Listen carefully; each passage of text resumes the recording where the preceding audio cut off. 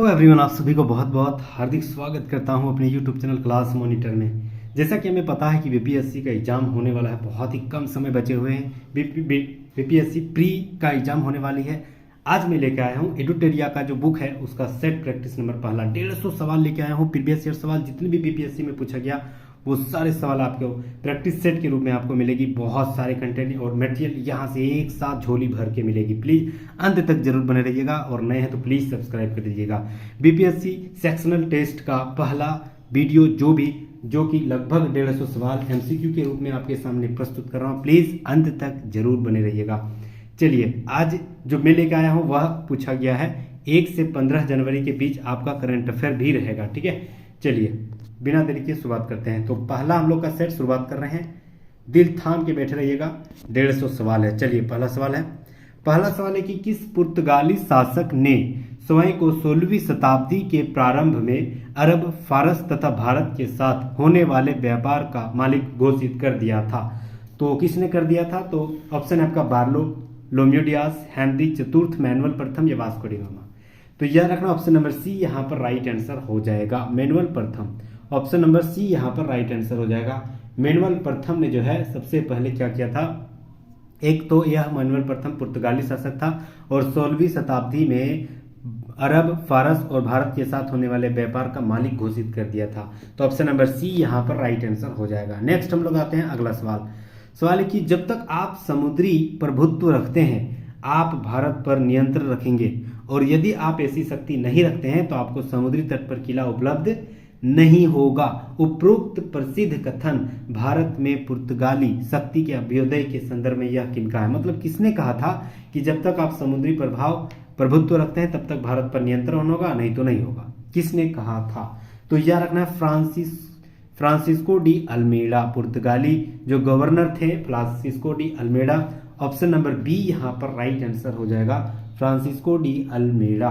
भारत के प्रथम पुर्तगाली जो गवर्नर थे यही थे फ्रांसिस्को डी अल्मेडा। ठीक है, option number B right answer हो जाएगा। इन्हीं के द्वारा कहा गया था कि जब तक आप समुद्र पर प्रभुत्व रखेंगे तब आप पूरे भारत पर नियंत्रण कर लेंगे, और समुद्र पर प्रभुत्व नहीं कर पाएंगे तो भारत पर नियंत्रण नहीं कर पाएंगे। तो भारत के प्रथम पुर्तगाली जो गवर्नर थे फ्रांसिस्को डी अल्मेडा के द्वारा कहा गया था। ऑप्शन नंबर बी यहाँ पर राइट आंसर हो जाएगा।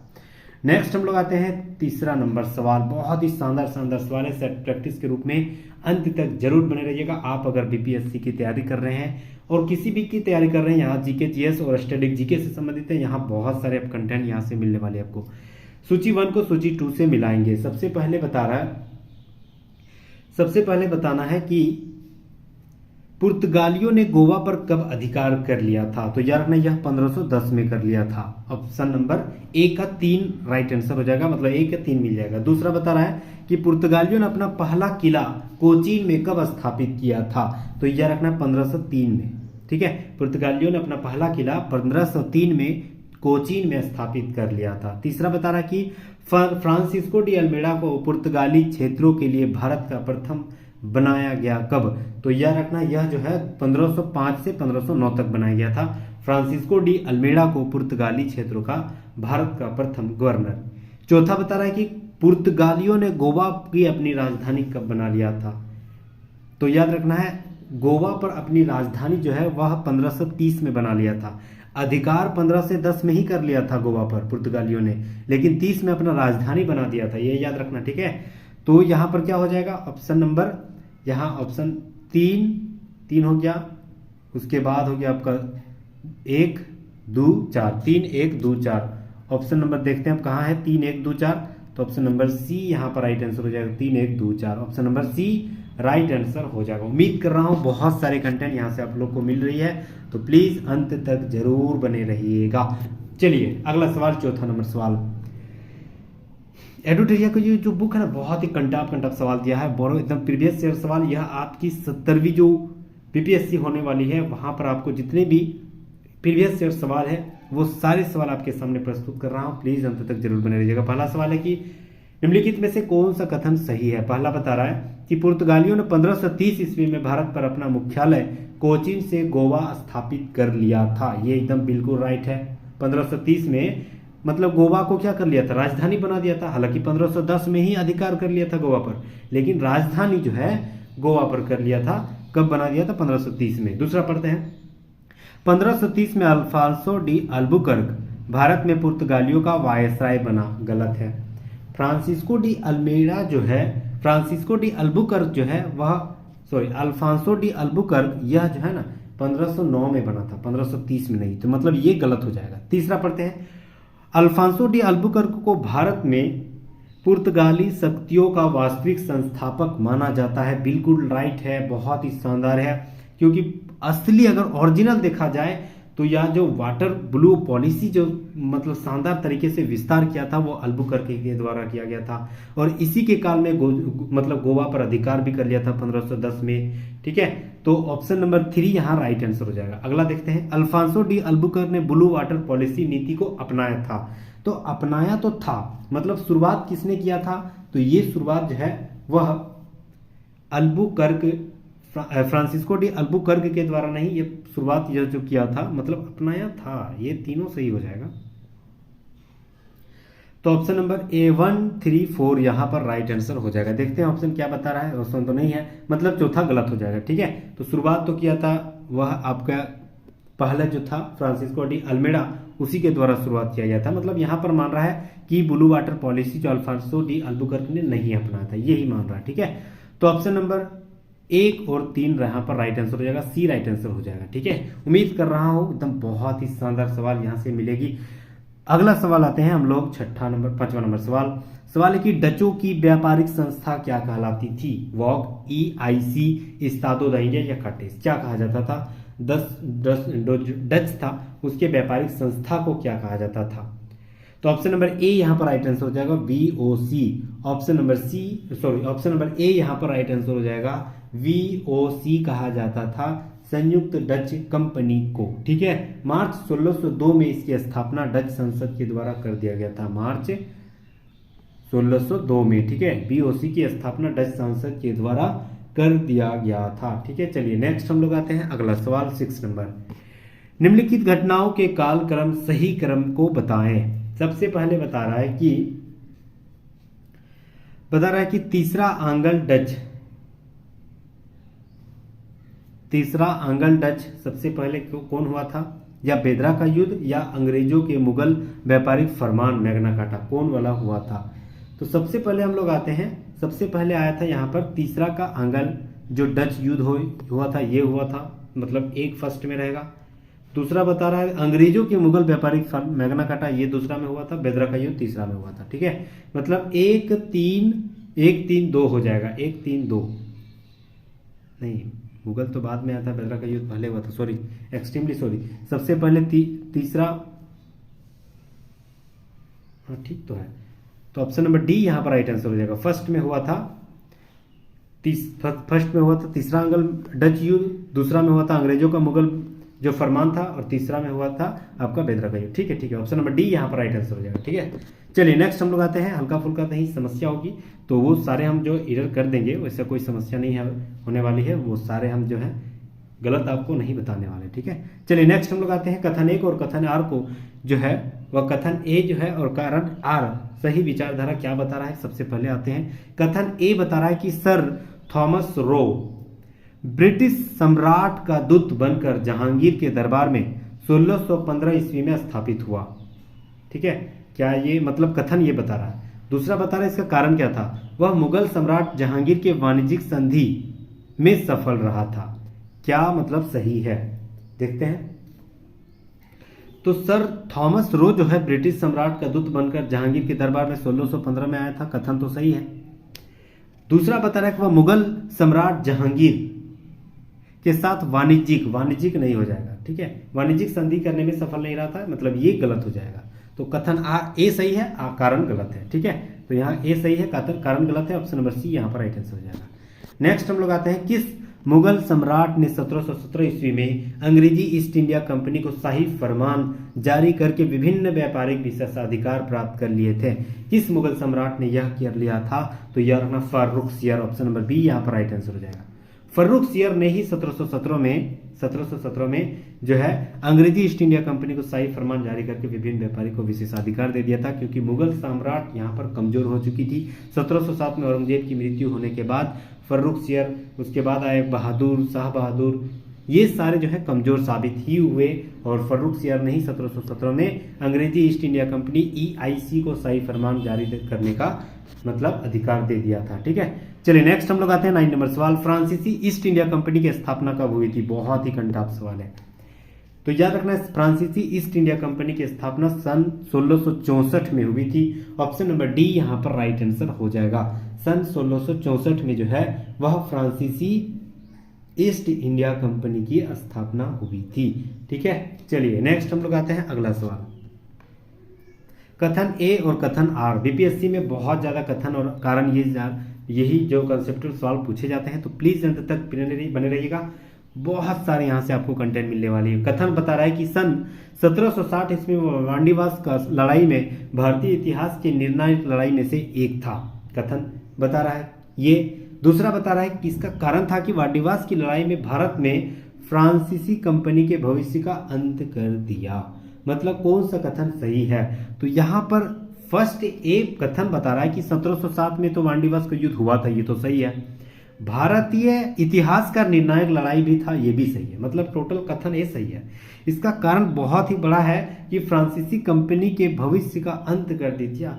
किसने? तो भारत में। याद रखना है वांडीवास की लड़ाई में भारत में फ्रांसीसी कंपनी बहुत ही कमजोर हो गया था, ये भी सही है, कारण भी सही है। तो ऑप्शन नंबर देखते हैं, ऑप्शन क्या बता रहा है? दोनों सही बता रहा है यहाँ पर, तो दोनों सही है। तो कौन हो जाएगा आपका राइट आंसर? हो जाएगा आपका ए। ठीक है, कथन ए और कारण आर दोनों सही हो जाएगा, सही स्पष्टीकरण कर रहा है।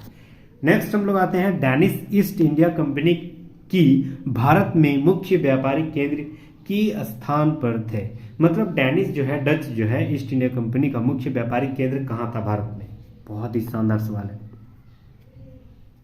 तो याद रखना डेनिश ईस्ट इंडिया कंपनी जो है भारत में मुख्य अपनी व्यापारिक जो केंद्र स्थापित किया था वह क्या था? याद रखना है सेरामपुर बंगाल में। ऑप्शन नंबर बी यहाँ पर राइट आंसर हो जाएगा। सेरामपुर बंगाल में 1616 ईस्वी में अपना डेनिश यानी डच ईस्ट इंडिया कंपनी का मुख्य व्यापारिक केंद्र स्थापित कर लिया था 1616 ईस्वी में। कहां पर? तो याद रखना है सेरामपुर बंगाल में। ठीक है, याद रखना है सेरामपुर बंगाल में यह जो है स्थापित कर लिया था। चलिए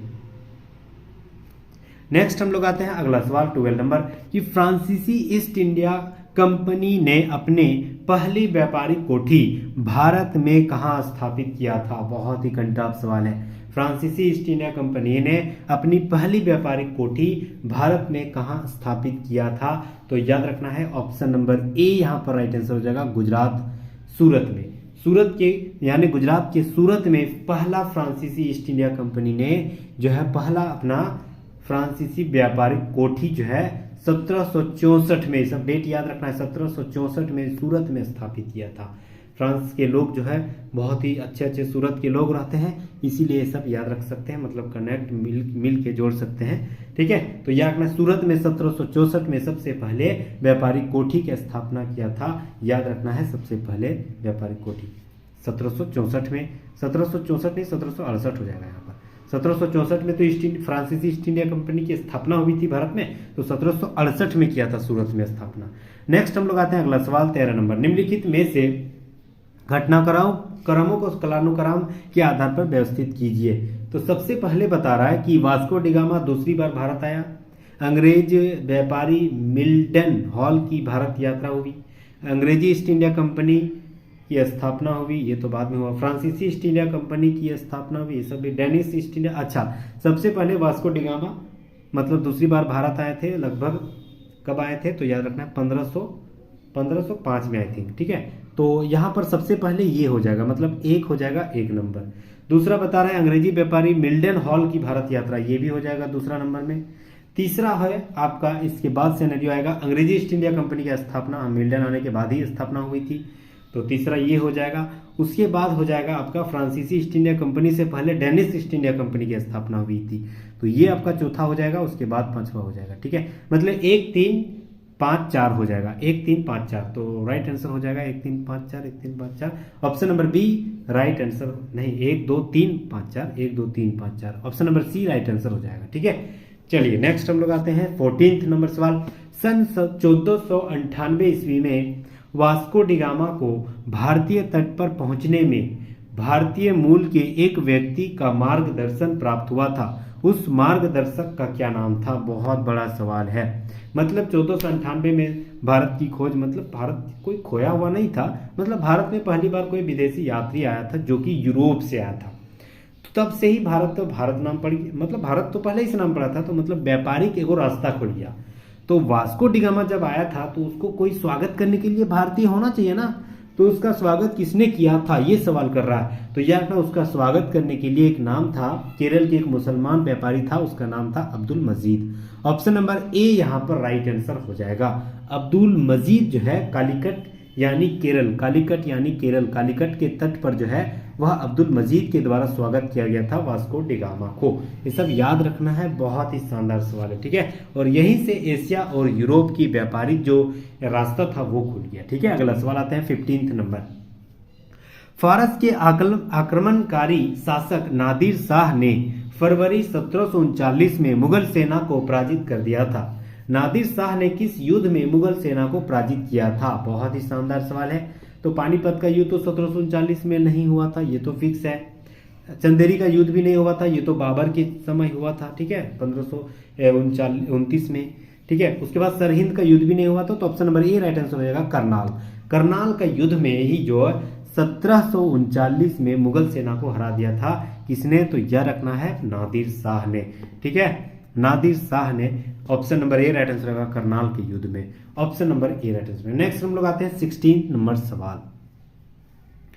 सवाल है कि निम्नलिखित परवर्ती मुगल शासकों के शासनकाल को क्रमानुगत रूप से संयोजित करें तथा उचित विकल्प के आधार पर उत्तर दे।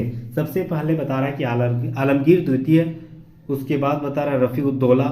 ठीक है, मुगल शासकों के शासनकाल का क्रम बता रहा है। ठीक है, उसके बाद रफीउद्दर्जात, अहमद शाह बहादुर कौन थे? तो यह रखना, सबसे पहले आए थे Rafiuddarajat. Option number A, option number C 1 हो जाएगा। ठीक है, उसके बाद आए थे रफीउद्दौला, दर्जात के बाद ही दौला आए थे, ये 2 हो जाएगा। उसके बाद आए थे अहमद शाह बहादुरी, ये 3 में आ जाएगा, और आलमगीर द्वितीय ये लास्ट में आया था। ठीक है, तो option number C right answer होगा, C B D A right answer हो जाएगा। नेक्स्ट हम लोग आते हैं 17 नंबर सवाल। निम्नलिखित में से किस शासक को शाहे बेखबर की उपाधि प्रदान किया? शाहे बेखबर, बहुत ही कंटाप सवाल है।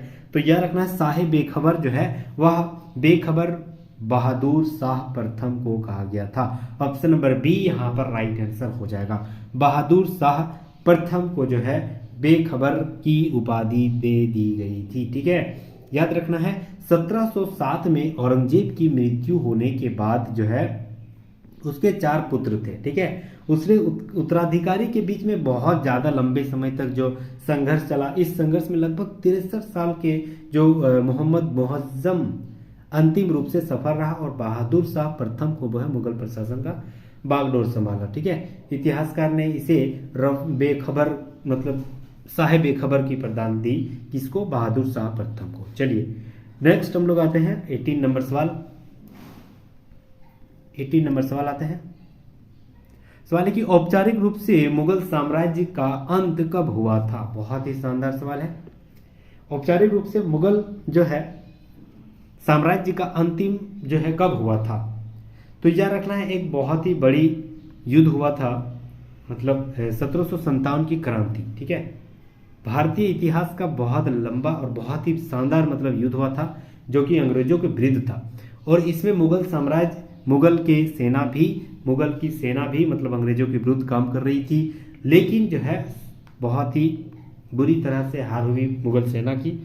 और यहाँ पर जो है लगभग 1858 में, नवंबर 1858 में शाह आलम द्वितीय को जब मृत्यु हो गया था रंगून में, उसके बाद से लगभग मुगल साम्राज्य का पतन अंत ही हो गया था। ठीक है, तो ऑप्शन नंबर डी यहाँ पर राइट आंसर हो जाएगा। नवंबर 1858 के बाद औपचारिक रूप से मुगल साम्राज्य का अंत हो गया था। चलिए नेक्स्ट हम लोग आते हैं 19 नंबर सवाल। सवाल है कि कथन 1 और कथन है और आर कारण है। सबसे पहले बता रहा है कि अंग्रेजों ने 9वें गुरु सिख गुरु तेग बहादुर को मृत्यु दंड दे दिया था। तो ये देखते हैं, ये तो सही लग रहा है, 9वें गुरु को मार दिया था तेग बहादुर को औरंगजेब के द्वारा।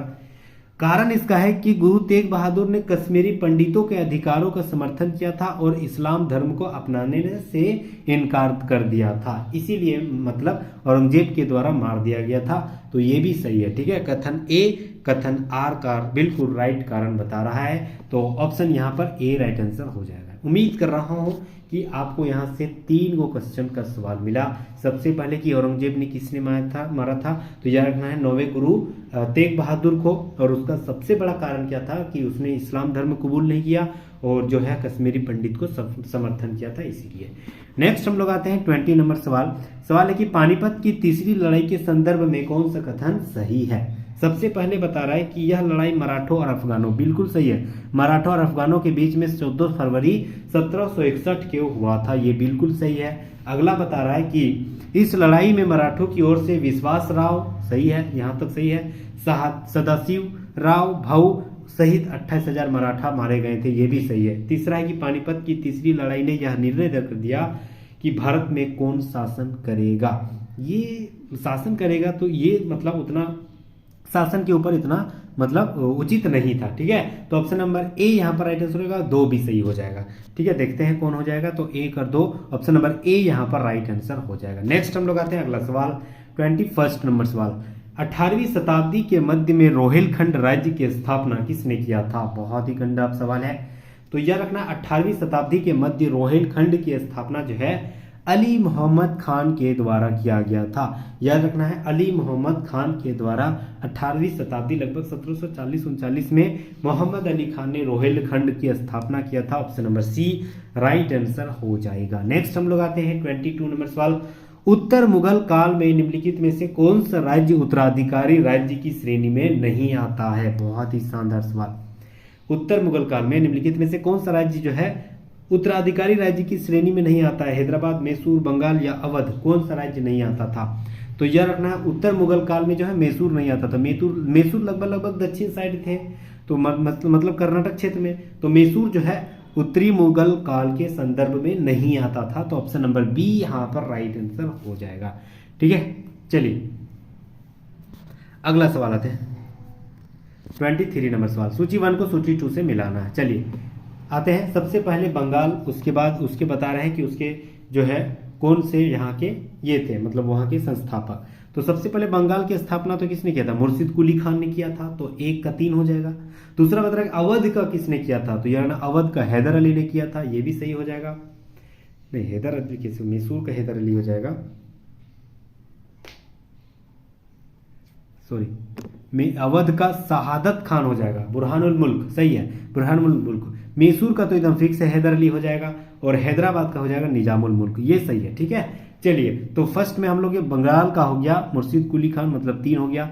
उसके बाद हो गया आपका अवध का शहादत खान, मतलब 2 हो गया। उसके बाद हो गया आपका हैदराबाद यानी 4 हो गया, निजामुल मुल्क, और मैसूर हो गया आपका 1, मतलब 3 2 4 1 3 2 4 1 3 2 4 1 कहाँ है, ऑप्शन नंबर बी यहाँ पर राइट आंसर हो जाएगा। उम्मीद कर रहा हूँ बहुत सारे कंटेंट बेहिचक यहाँ से आपको मिल रही है, तो प्लीज़ अंत तक जरूर बने रहिएगा। अगर आप एकदम मतलब सीरियसली किसी तैयारी कर रहे हैं बीपीएससी की, तो प्लीज़ अंत तक जरूर बने रहिएगा। अभी के अभी सब्सक्राइब कर लीजिएगा, क्योंकि लगभग यहाँ से अभी लगभग हमको तो लग रहा है, हाँ कितना सेट है, लगभग 15 से 20 सेट प्रैक्टिस है। उसके बाद बीपीएससी के करंट अफेयर्स भी हम लोग लेने वाले हैं अगले वीडियो में। उसके बाद हम लोग बीपीएससी से और भी दूसरा सेट प्रैक्टिस दूसरी किताब का लेने वाले हैं। बहुत सारे, जब तक एग्जाम नहीं होगी तब तक हम बहुत सारे कंटेंट आपको सेट प्रैक्टिस के रूप में मतलब ले आएंगे। उसके बाद करंट अफेयर भी ले आएंगे, बहुत सारे कंटेंट मिलेगी। तो प्लीज़ अभी के बीच सब्सक्राइब जरूर कर लीजिएगा, क्योंकि बाद में हो सकता है मिले ना मिले, ठीक है। तो नेक्स्ट हम लोग आते हैं 24 नंबर सवाल है कि पंजाब के प्रसिद्ध शासक महाराजा रंजीत सिंह का संबंध किस खेल मिसल से था, किस खेल मिसल से था। ये बहुत ही शानदार सवाल है। महाराजा जो रंजीत सिंह बहुत ही मतलब करंट में भी थे, क्योंकि जो है अभी जम्मू कश्मीर का मामला भी चल रहा था, तो सवाल यहाँ से बनने की चांसेस है। तो याद रखना है रंजीत सिंह जो है ना, सुकर चकिया नाम का खेल बहुत ज्यादा किस सिख मिसल से था। तो याद रखना सुकर चकिया अच्छा खेल बता दिए, सॉरी। सुकरचकिया सिख मिसल से संबंध रखते थे। सुकरचकिया याद रखना, ऑप्शन नंबर ए राइट आंसर हो जाएगा। शानदार सवाल है। अगला सवाल, मराठा साम्राज्य के प्रथम पेशवा कौन थे? बहुत ही घंटा सवाल। मराठा साम्राज्य के प्रथम पेशवा जो है वह बालाजी विश्वनाथ थे। ऑप्शन नंबर सी यहाँ पर राइट आंसर हो जाएगा। बालाजी विश्वनाथ जी थे जो मराठा साम्राज्य के प्रथम पेशवा थे। Option number C right answer हो जाएगा। चलिए नेक्स्ट हम लोग आते हैं 26 नंबर सवाल। लखनऊ स्थित बड़ा इमाम बाड़ा का निर्माण किसने किया था? बहुत ही घंटा सवाल। बड़ा इमाम बाड़ा की स्थापना जो है वह किसने किया था? तो यह रखना है ऑप्शन नंबर सी यहाँ पर राइट आंसर होगा, Asaf ud-Daula. Option number C यहाँ पर राइट आंसर हो जाएगा।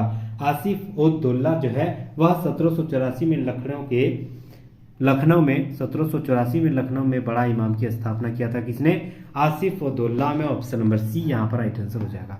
नेक्स्ट हम लोग आते हैं 27 नंबर सवाल। राजा मार्तंड वर्मा का संबंध 18वीं शताब्दी के किस क्षेत्रीय राज्य से था? बहुत ही शानदार सवाल है। राजा मार्तंड वर्मा का संबंध 18वीं शताब्दी के किस क्षेत्रीय राज्य वंश से था? तो यह रखना त्रावणकोर। ऑप्शन नंबर सी यहाँ पर राइट आंसर हो जाएगा। 18वीं शताब्दी में मार्तंड वर्मा त्रावणकोर क्षेत्रीय से संबंधित रखते थे, तो ऑप्शन नंबर सी यहाँ पर राइट आंसर हो जाएगा। नेक्स्ट हम लोग आते हैं 28 नंबर सवाल। अंग्रेजी ईस्ट इंडिया कंपनी और बंगाल के नवाब के बीच किस वर्ष अलीनगर की संधि संपन्न हुई थी? बहुत ही शानदार सवाल है। तो अंग्रेजी ईस्ट इंडिया कंपनी और बंगाल के नवाब के बीच जो है अलीनगर की संधि किस वर्ष हुई थी? तो यह रखना है 1757 ईस्वी में। ऑप्शन नंबर बी यहाँ पर राइट आंसर हो जाएगा। प्लासी के युद्ध के बाद जो है बंगाल के नवाब सिराजुद्दौला और ईस्ट इंडिया कंपनी के बीच लगभग 1757 में अलीनगर की संधि हुई थी। और दरअसल यह जो है संधि ना अंग्रेजों की कलकत्ता पर पुनः अधिकार करने के बाद हुआ था। ठीक है, इसमें बहुत सारे अलीनगर की संधि में बहुत सारे बात हुए थे, कुछ जान लेते हैं। सबसे पहले बताया गया था कि EIC यानी ईस्ट इंडिया कंपनी को मुगल बादशाह के फरमान के अनुसार उसको व्यापार करना होगा। मतलब जो है ना अलीनगर की संधि में बंगाल के नवाब की कमजोरी का पता चल गया और वह जो है ईस्ट इंडिया कंपनी के अधीन हो गया था। दूसरा इसमें बात हुआ था कि कलकत्ता पर अधिकार करने पर अंग्रेजों में कोई क्षति या कोई नवाब को हर्जाना नहीं देना पड़ेगा, ये भी बात हुआ था। तीसरा बता रहा है कि अंग्रेजों को कलकत्ता में सिक्के ढालने का अधिकार भी हो गया था इसी अलीनगर संधि है। ठीक है, तो याद रखना है 1757 में अलीनगर की संधि याद रखना है अंग्रेजी ईस्ट इंडिया कंपनी और बंगाल के नवाब सिराजुद्दौला के बीच हुआ था। Option number B right answer हो जाएगा। चलिए अगला सवाल आते हैं 29 नंबर सवाल। बंगाल के निम्नलिखित नवाबों का शासन क्रम कालानुसार जो है व्यवस्थित कीजिए तथा उपयुक्त विकल्प के आधार पर उत्तर दीजिए। मतलब नवाबों का काल जो है सबसे पहले किसने आया था, सबसे उसके बाद कौन आए थे, तो ये सारे हम लोग को बताना है। सबसे पहले हम लोग आते हैं कि बंगाल का नवाब जो है शुरुआत में कौन था, तो यहाँ मुर्शिद कुली खान, ये तो फर्स्ट है, 1 नंबर हो जाएगा।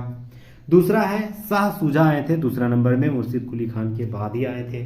उसके बाद आए थे सरफराज खान, ये मतलब ये 3 नंबर हो जाएगा। और चौथा नंबर में आए थे अलीवर्दी खान, मतलब 1 2 3 4 1 2 3 4 1 2 3 4 option number B right answer हो जाएगा। ठीक है, तो उम्मीद कर रहा हूं कि शानदार यहाँ से सवाल बनेंगे। मुर्शिद कुली खान के बारे में जान लेते हैं। यह जो है 1700 ईस्वी में लगभग 1717 ईस्वी से 27 तक यहाँ पर शासन किए थे। उसके बाद शाह शुजा जो है 27 से 39 तक किए थे, ये सब याद रखना है। 27 से 39 तक शाह शुजा जो है बंगाल के नवाब रहे थे। उसके बाद 39 से लगभग 40 तक सरफराज खान रहे थे। 39 से 40 तक लगभग सरफराज खान रहे थे और अलीवर्दी खान 40 से 56 तक रहे थे। ठीक है, 40 से 56 तक, ये सब याद रखना है। ठीक है, तो उम्मीद कर रहा हूँ बहुत सारे यहाँ से कंटेंट मिली है। तो मुर्शिद कुली खान 1700 ईस्वी से 1727 तक, दूसरे में शाह शुजा 27 से 39 तक, तीसरे में सरफराज खान 39 से 40 तक और चौथे में अलीवर्दी खान 40 से 56 तक। नेक्स्ट हम लोग आते हैं 30 नंबर सवाल। रिक्त स्थान की पूर्ति कीजिए। सबसे पहले बता रहा है कि किस काल में बंगाल के इतिहास नवाब से अंग्रेजों को राजनीतिक सत्ता की क्रमिक हस्तांतरण का इतिहास रहा, कौन से कालक्रम में रहा है। तो 1757 में प्लासी का युद्ध हुआ। उसके बाद जो है ना इलाहाबाद की संधि हुई थी। ठीक है, 12 तारीख और 16 तारीख को इलाहाबाद की संधि हुई थी। 1757 से 1765 में इलाहाबाद की संधि हुई। इलाहाबाद की संधि के दौरान ही यहाँ से पता चल गया था कि भारतीय मतलब बंगाल के जो नवाब है वह कितना कमजोर है, ये अंग्रेजों को पता चल गया था और वहीं से इतिहास में अंग्रेजों की नींव पड़ गई थी भारतीय क्षेत्र में। तो option number B right answer हो जाएगा। 1757 से 1765 के बीच जो है बंगाल का इतिहास नवाबों से अंग्रेजों के राजनीतिक हस्तांतरण की क्रमिक यह जो है प्रक्रिया थी। तो option number B right answer हो जाएगा। 1757 में प्लासी का युद्ध हुआ, 1765 में इलाहाबाद की संधि हुई थी। ठीक है, चलिए नेक्स्ट हम लोग आते हैं 31 नंबर सवाल। प्लासी का युद्ध के संबंध में निम्नलिखित कथनों पर विचार कीजिए। प्लासी का युद्ध जो है यह इस कथन पर हम लोग को विचार करना है। सबसे पहले बता रहा है कि यह 23 दिसंबर 1757 को हुआ था, गलत है। दूसरा, यह युद्ध जो है वह अंग्रेजी ईस्ट इंडिया कंपनी और बंगाल के नवाब सिराजुद्दौला के बीच हुआ था, ये सही है। तीसरा, इस युद्ध में 24 परगना की जमींदारी ईस्ट इंडिया कंपनी को प्राप्त हो गया था, ये भी सही है। मतलब 2 और 3 सही बता रहा है। तो ऑप्शन नंबर सी यहाँ पर राइट आंसर हो जाएगा। 2 और 3 सही बता रहा है, ऑप्शन नंबर सी यहाँ पर राइट आंसर हो जाएगा। नेक्स्ट हम लोग आते हैं 32 नंबर सवाल। निम्नलिखित में से किसने अपनी राजधानी मुर्शिदाबाद से मुंगेर कर लिया था? बहुत ही कंटफ सवाल, बहुत बड़ा सवाल है ये, एकदम इतिहास में बहुत बड़ा सवाल बीपीएससी के लिए, बहुत ही शानदार सवाल। तो यह रखना है, मुर्शिदाबाद से मुंगेर अगर किसी ने किया था तो उसका नाम है क्या? तो Mir Qasim. Option number A यहाँ पर राइट आंसर हो जाएगा। मीर कासिम के द्वारा जो है राजधानी, बंगाल की राजधानी मुंगेर से मुर्शिदाबाद से मुंगेर कर लिया था। लगभग 1760 में जो है लगभग 1760 में मीर कासिम बंगाल के नवाब बने। ठीक है, बंगाल के नवाब के पद में जो है मीर कासिम को बंगाल का नवाब बनाया, अली वर्दी खान को हटाकर। ठीक है, तो ये सब याद रखना है। 1760 के बाद ही मीर कासिम ने मुर्शिदाबाद से मुंगेर कर लिया था बंगाल की राजधानी। नेक्स्ट हम लोग आते हैं 32 नंबर सवाल। आज के महामैराथन क्लास में लगभग 150 सवाल है, अंत तक जरूर बने रहिएगा। आपको अंत तक अगर यहाँ बने रहे तो यहाँ से आपको एक चीज जरूर फायदा हो जाएगा। क्या? तो यहाँ से आपको एक चीज फायदा हो जाएगा कि मतलब सवाल कैसे बनते हैं बीपीएससी में, और यहाँ लगभग समय तो लगेगा क्योंकि यहाँ जो है बहुत सारे कंटेंट हम बेसिक जीके भी दे रहे हैं और प्रीवियस ईयर सवाल भी आपको सामने कर रहे हैं। ठीक है, नेक्स्ट हम लोग आते हैं 33 नंबर सवाल। बंगाल में द्वैत शासन को स्थापित करने वाले और द्वैत शासन का अंत करने वाले गवर्नर क्रमशः कौन थे? बहुत ही शानदार सवाल। द्वैत शासन प्रणाली की जो स्थापित किया था उसका नाम क्या था और यह समाप्त किसने किया था? तो यह रखना है, द्वैत शासन जो शुरुआत जो है द्वैत शासन की शुरुआत किसने किया था? तो यह रखना है, लगभग क्लाइव ने किया था। क्लाइव ने जो है वह द्वैत शासन प्रणाली की शुरुआत की थी और द्वैत शासन प्रणाली की जो समाप्त किया था वॉरेन हेस्टिंग ने किया था। ये सब याद रखना है, बहुत ही बड़ा सवाल है। ऑप्शन नंबर बी यहाँ पर राइट आंसर हो जाएगा। Option number B right answer हो जाएगा। क्लाइव ने द्वैत शासन प्रणाली की स्थापना किया और द्वैत शासन प्रणाली की मतलब समाप्त वॉरेन हेस्टिंग ने किया था। ऑप्शन नंबर बी यहाँ पर राइट आंसर हो जाएगा। नेक्स्ट हम लोग आते हैं, द्वितीय आंग्ल मैसूर युद्ध कब हुआ था? तो याद रखना, द्वितीय आंग्ल मैसूर युद्ध जो है वह किसने कब किया था? तो सबसे पहले जानते हैं 4 गो आंग्ल मैसूर युद्ध हुआ था। कुछ जान लेते हैं। ठीक है, 1 2 3 4 सब जान लेते हैं। 4 आंग्ल मैसूर युद्ध हुआ था। सबसे पहले प्रथम आंग्ल मैसूर युद्ध जो है 1767 से 69 के बीच में हुआ था, अंग्रेजों और हैदर के बीच में। दूसरा बार हुआ था लगभग 1784 से लगभग 80 से 80 मतलब 80 से 84 के बीच में दूसरा आंग्ल मैसूर युद्ध हुआ था। और इसी के दौरान जो है हमारे हैदर भारत के बहुत ही प्रमुख राजा थे, हैदर की यहाँ पर मृत्यु हो गई थी। उसके बाद आए उसी का बेटा टीपू सुल्तान ने अंग्रेजों के विरुद्ध जो है 90 से 92 के बीच तीसरा आंग्ल मैसूर युद्ध किया और चौथा जो आंग्ल मैसूर युद्ध लगभग 1799 में हुआ और इसी दौरान टीपू सुल्तान की मृत्यु हो गई। यहाँ सवाल कर रहा है कि द्वितीय आंग्ल मैसूर युद्ध कब हुआ? तो ऑप्शन नंबर सी यहाँ पर राइट आंसर हो जाएगा। ठीक है, ऑप्शन नंबर सी यहाँ पर राइट आंसर रहेगा। 1780 से 84 के बीच में तीसरे आंग्ल मैसूर युद्ध हुआ था। नेक्स्ट हम लोग आते हैं 35 नंबर सवाल। निम्नलिखित में से बंगाल के किस गवर्नर जनरल को मार्किव्स की उपाधि प्रदान किया था? तो किस गवर्नर जनरल को मार्किव्स की उपाधि धारण किया था? तो यह रखना है, अभी हम लोग पढ़े कि जो मैसूर का आंग्ल मैसूर चौथा आंग्ल मैसूर युद्ध कब हुआ था? तो 1799 मतलब 1799 में। उसमें जो है बंगाल के गवर्नर कौन थे? वेलज़ली। ठीक है, तो इस वेलज़ली ने टीपू सुल्तान की हार कर दी, मतलब टीपू सुल्तान को मार भी दिया था। तो इसके बाद अंग्रेजों ने वेलज़ली को, याद रखना है, आर्थर वेलज़ली को जनरल ऑफ मार्कवीस की मतलब उपाधि धारण की थी। ठीक है, उपाधि धारण दिया था, सम्मानित किया था अंग्रेजों ब्रिटिश के द्वारा। किसको? तो आर्थर वेलेज अली को। ठीक है, गवर्नर जनरल मार्कवीस की मतलब उपाधि धारण दी थी, मतलब उपाधि प्रदान किया था किसको? आर्थर वेलेज अली को। कब? 1799 के बाद, टीपू सुल्तान की हत्या के बाद। ऑप्शन नंबर डी वहां पर राइट आंसर रहेगा। नेक्स्ट हम लोग आते हैं 36 नंबर सवाल। सवाल है कि कथन ए कथन आर कारण बताएं। टीपू सुल्तान विज्ञान और प्रौद्योगिकी के महान संरक्षण है। गलत। हाँ, ये सही है, टीपू सुल्तान भी थे, सही है। तो ऑप्शन नंबर ए राइट आंसर। दूसरा, उसने खगोल विज्ञान की गहरी जानकारी थी। गलत, ये गलत हो जाएगा। तो ऑप्शन नंबर ए मतलब ऑप्शन नंबर हाँ बी राइट आंसर हो जाएगा। ए सही है, दूसरा गलत हो जाएगा, कारण गलत हो जाएगा। नेक्स्ट हम लोग आते हैं टीपू सुल्तान ने जैकोबिन क्लब को स्थापित करने में किस देश के सैनिकों से मदद लिया था? बहुत बड़ा सवाल है, एकदम राइट। यहाँ पे बहुत शानदार यहाँ से सवाल बनेगी। तो याद रखना है, जैकोबिन क्लब की स्थापना टीपू सुल्तान ने किया था। वह फ्रांसीसी सैनिकों के इस मदद से यह स्थापना किया था। ऑप्शन नंबर बी यहाँ पर राइट आंसर हो जाएगा। फ्रांस की सैनिकों के मदद से टीपू सुल्तान ने जैकोबिन क्लब की स्थापना किया था। नेक्स्ट हम लोग आते हैं 38 नंबर सवाल। सवाल है सूची 1 को सूची 2 से मिलाना है। सबसे पहले इन होलकर जो मराठा संघ थे वह होलकर की क्षेत्र से संबंधित रखते हैं, तो इंदौर से। दूसरा बता रहा गायकवाड़ जो है बड़ौदा से संबंधित है। भोंसले जो है नागपुर से, और सिंधिया ग्वालियर से। ठीक है, तो 4-3-2-1 ऑप्शन नंबर ए राइट आंसर हो जाएगा। नेक्स्ट हम लोग आते हैं 39 नंबर सवाल। अंग्रेजों और मराठा पेशवा के बीच सालबाई की महत्वपूर्ण संधि किस वर्ष हुई थी? बहुत ही शानदार सवाल है। तो याद रखना है, अंग्रेज और मराठा पेशवा के बीच सालबाई की संधि 1782 में हुआ था। ऑप्शन नंबर सी यहाँ पर राइट आंसर हो जाएगा। ठीक है, प्रथम आंग्ल मराठा युद्ध जो है 1775 से 82 के बीच में हुआ था, और इसी के दौरान जो है मराठा जो कमजोर साबित हुए, तो अंग्रेजों ने जो है क्या किया? सालबाई की संधि कर लिया था 1782 में। ठीक है, चलिए नेक्स्ट हम लोग आते हैं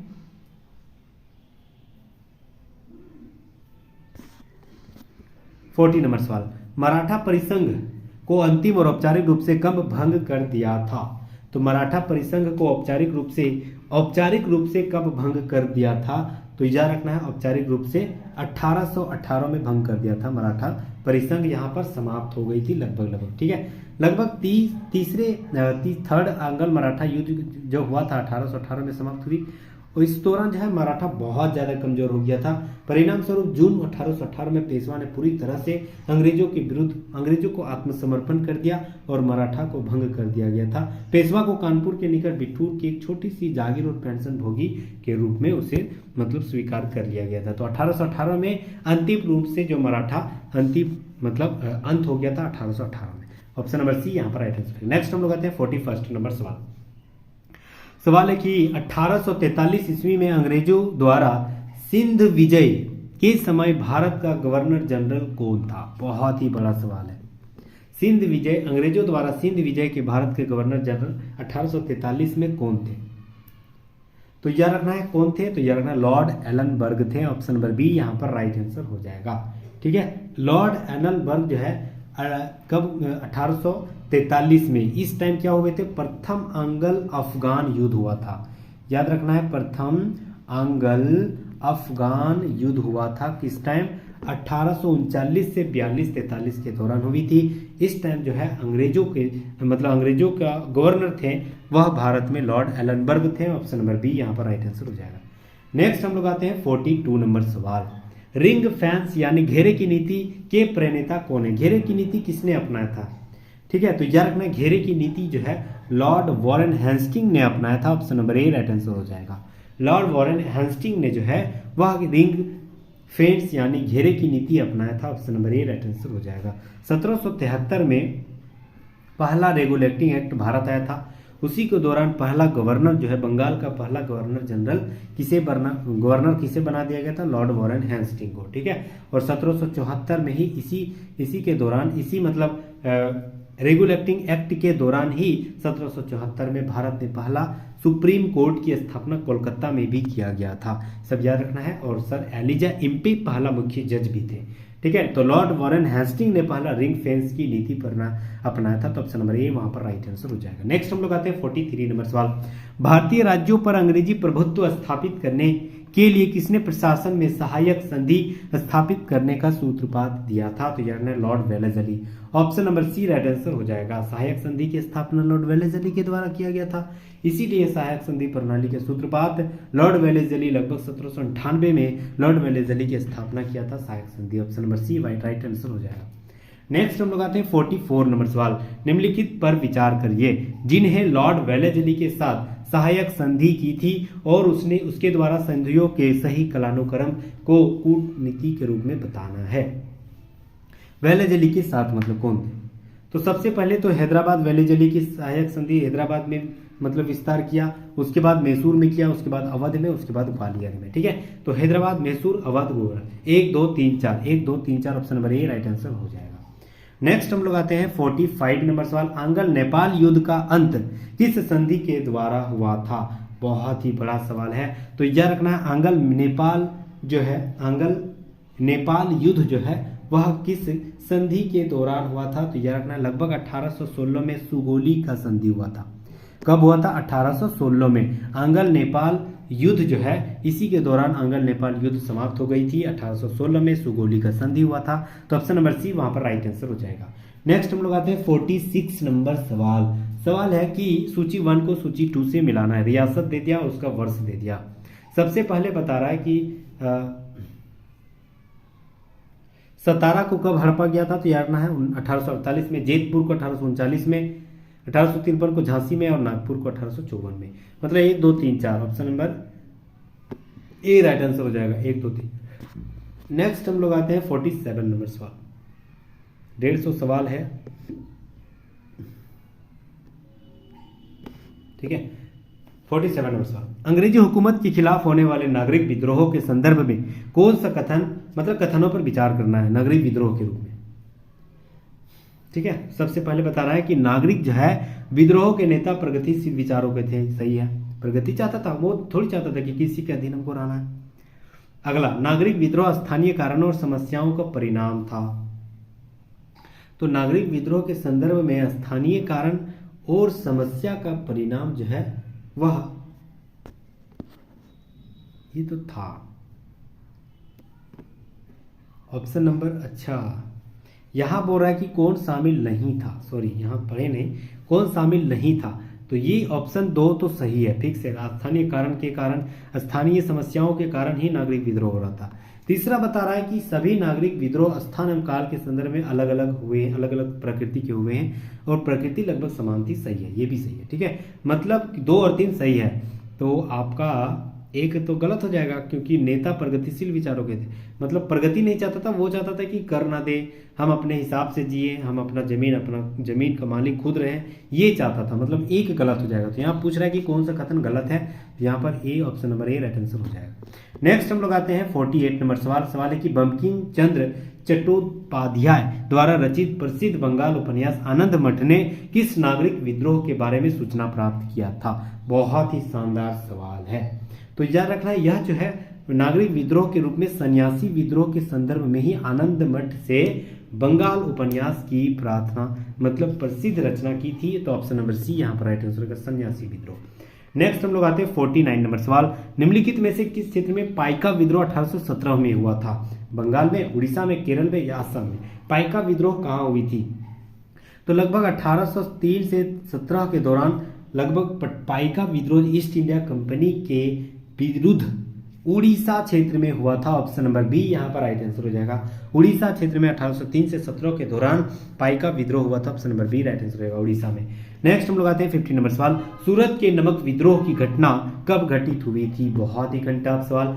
सूरत के नमक विद्रोह की घटना कब घटित हुई थी? तो यार मैं सूरत के नमक विद्रोह की घटना 1844 में घटित हुई थी। ऑप्शन नंबर सी यहाँ पर राइट आंसर हो जाएगा। अगला सवाल है सूची 1 को विद्रोह है और सूची 2 है उसका समय, तो मिलाना है। पहला बता रहा है कि बघेरा विद्रोह कब हुआ था? तो 1818 से 1820 के दौरान 2 सालों के बीच बघेरा युद्ध हुआ था। अहोम विद्रोह कब हुआ था? तो याद रखना है 1828 में अहोम विद्रोह हुआ था। उसके बाद बता रहा है कि पॉलीगर विद्रोह कब हुआ था। तो पॉलीगर विद्रोह जो है 1795 से 1800, हाँ ये सही है, 1795 से 1805 के दौरान पॉलीगर विद्रोह हुआ था। और बच गया नील विद्रोह 1859 से 60 के बीच हुआ था।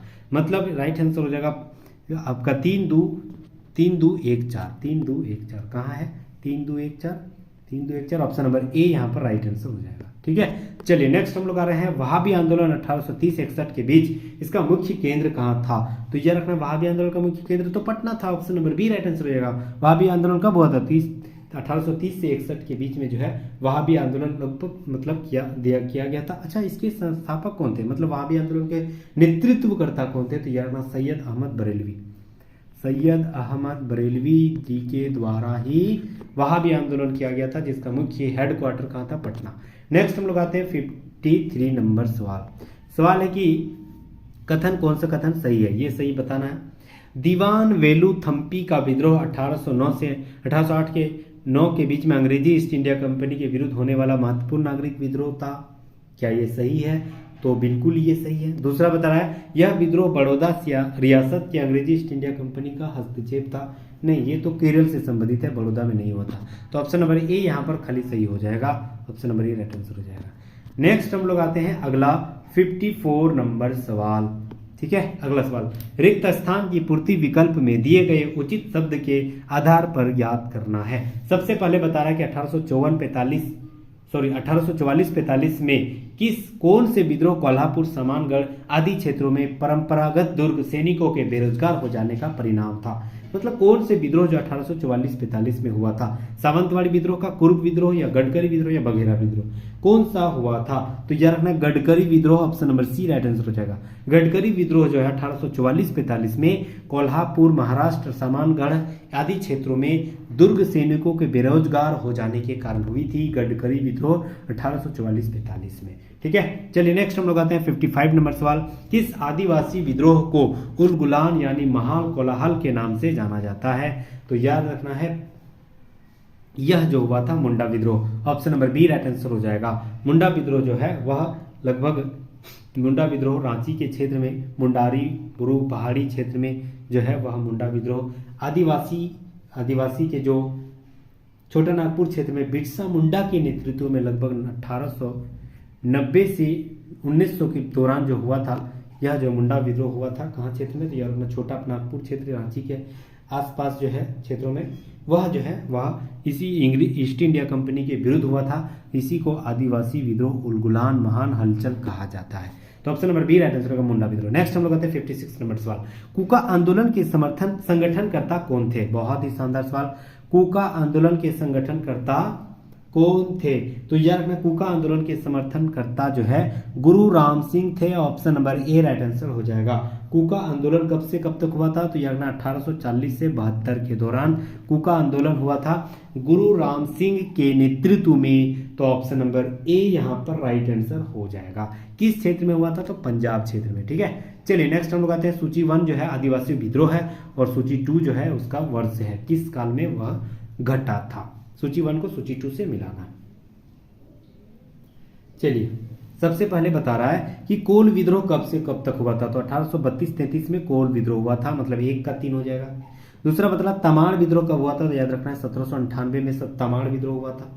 तीसरा सफाहोड़ विद्रोह जो है वह कब हुआ था। 1771 में सफाहोड़ विद्रोह हुआ था। बच गया भूमिज विद्रोह जो है वह 1831 में हुआ था। ठीक है, तो याद रखना है 2-1-4-3, 2-1-4-3 कहाँ है, तो ऑप्शन नंबर डी यहाँ पर राइट आंसर है 2-1-4-3। ठीक है, उम्मीद कर रहा हूँ कि बहुत सारे कंटेंट 50 सवाल में बहुत सारे कंटेंट मिल गया होगा। और अगर आप सोचिए 150 सवाल तक बने रहेंगे तो सोचिए कितना मतलब आपको सवाल यहाँ से सवाल कंटेंट के रूप में मतलब जहन में जाएगा। तो प्लीज अंत तक जरूर बने रहिएगा। फ्राइजी कौन था। तो याद रखना फ्राइजी एक जो कौन था, यह हाजी सरीउल्लाह के अनुयायी था। ऑप्शन नंबर बी यहाँ पर राइट आंसर हो जाएगा। अच्छा, फ्राइजी विद्रोह हुआ था, कब हुआ था। तो याद रखना फ्राइजी विद्रोह जो है ना 1838 से 57 के बीच में हुआ था। सब याद रखना है, बहुत बेसिक नॉलेज बता रहे हैं आपको। 1838 से 37 के बीच में हाजी हाजी शरीयतुल्लाह के अनुयायियों के द्वारा फराजी विद्रोह हुआ था। Option number B right answer हो जाएगा। सूची 1 को सूची 2 से मिलाना है। सूची 1 विद्रोह है, सूची 2 उसके जो है क्या है, उसके नेतृत्व करता है। ठीक है, चलिए आते हैं। सबसे पहले बता रहा है कि कालबेरिया का युद्ध कब हुआ था, मतलब किसके नेतृत्व में हुआ था। तो यह नालबेरिया नर कालबेरिया का जो विद्रोह हुआ था वह जो है मीर निसार के नेतृत्व में हुआ था। नायक विद्रोह जो है वह अचल सिंह के नेतृत्व में हुआ था। पागलपंथी का विद्रोह जो है वह करम शाह के नेतृत्व में हुआ था। और अहोम विद्रोह जो गोमनाथ कोनवार के द्वारा हुआ था। ठीक है, तो मतलब 3 4 1 2 3 4 1 2, तो ऑप्शन नंबर सी यहाँ पर राइट आंसर हो जाएगा। 3 4 1 2 यहाँ पर राइट आंसर हो जाएगा। नेक्स्ट हम लोग आते हैं 60 नंबर सवाल है सूची 1 जो है वह मतलब विद्रोह और उसके नायक के संबंध में सवाल बताना है। चलिए, सूची 1 और सूची कौन वाला मतलब सही है, कौन सही है, सब पढ़ लेना है कौन सही है। बता रहा है कि रामोसी विद्रोह के नेतृत्वकर्ता कौन थे, चित्तूर सिंह। क्या ये सही है, बिल्कुल सही है, रामोसी विद्रोह के नेता चित्तूर सिंह है। दूसरा बता रहा है कि खासी विद्रोह के नेता तीरथ सिंह और तीरथ सिंह थे, बिल्कुल सही है। सफाहोड़ विद्रोह दशरथ मांझी, गलत है, तीसरा गलत हो जाएगा। तो option number C right answer है, 1 और 2। नेक्स्ट हम लोग आते हैं 61 नंबर सवाल।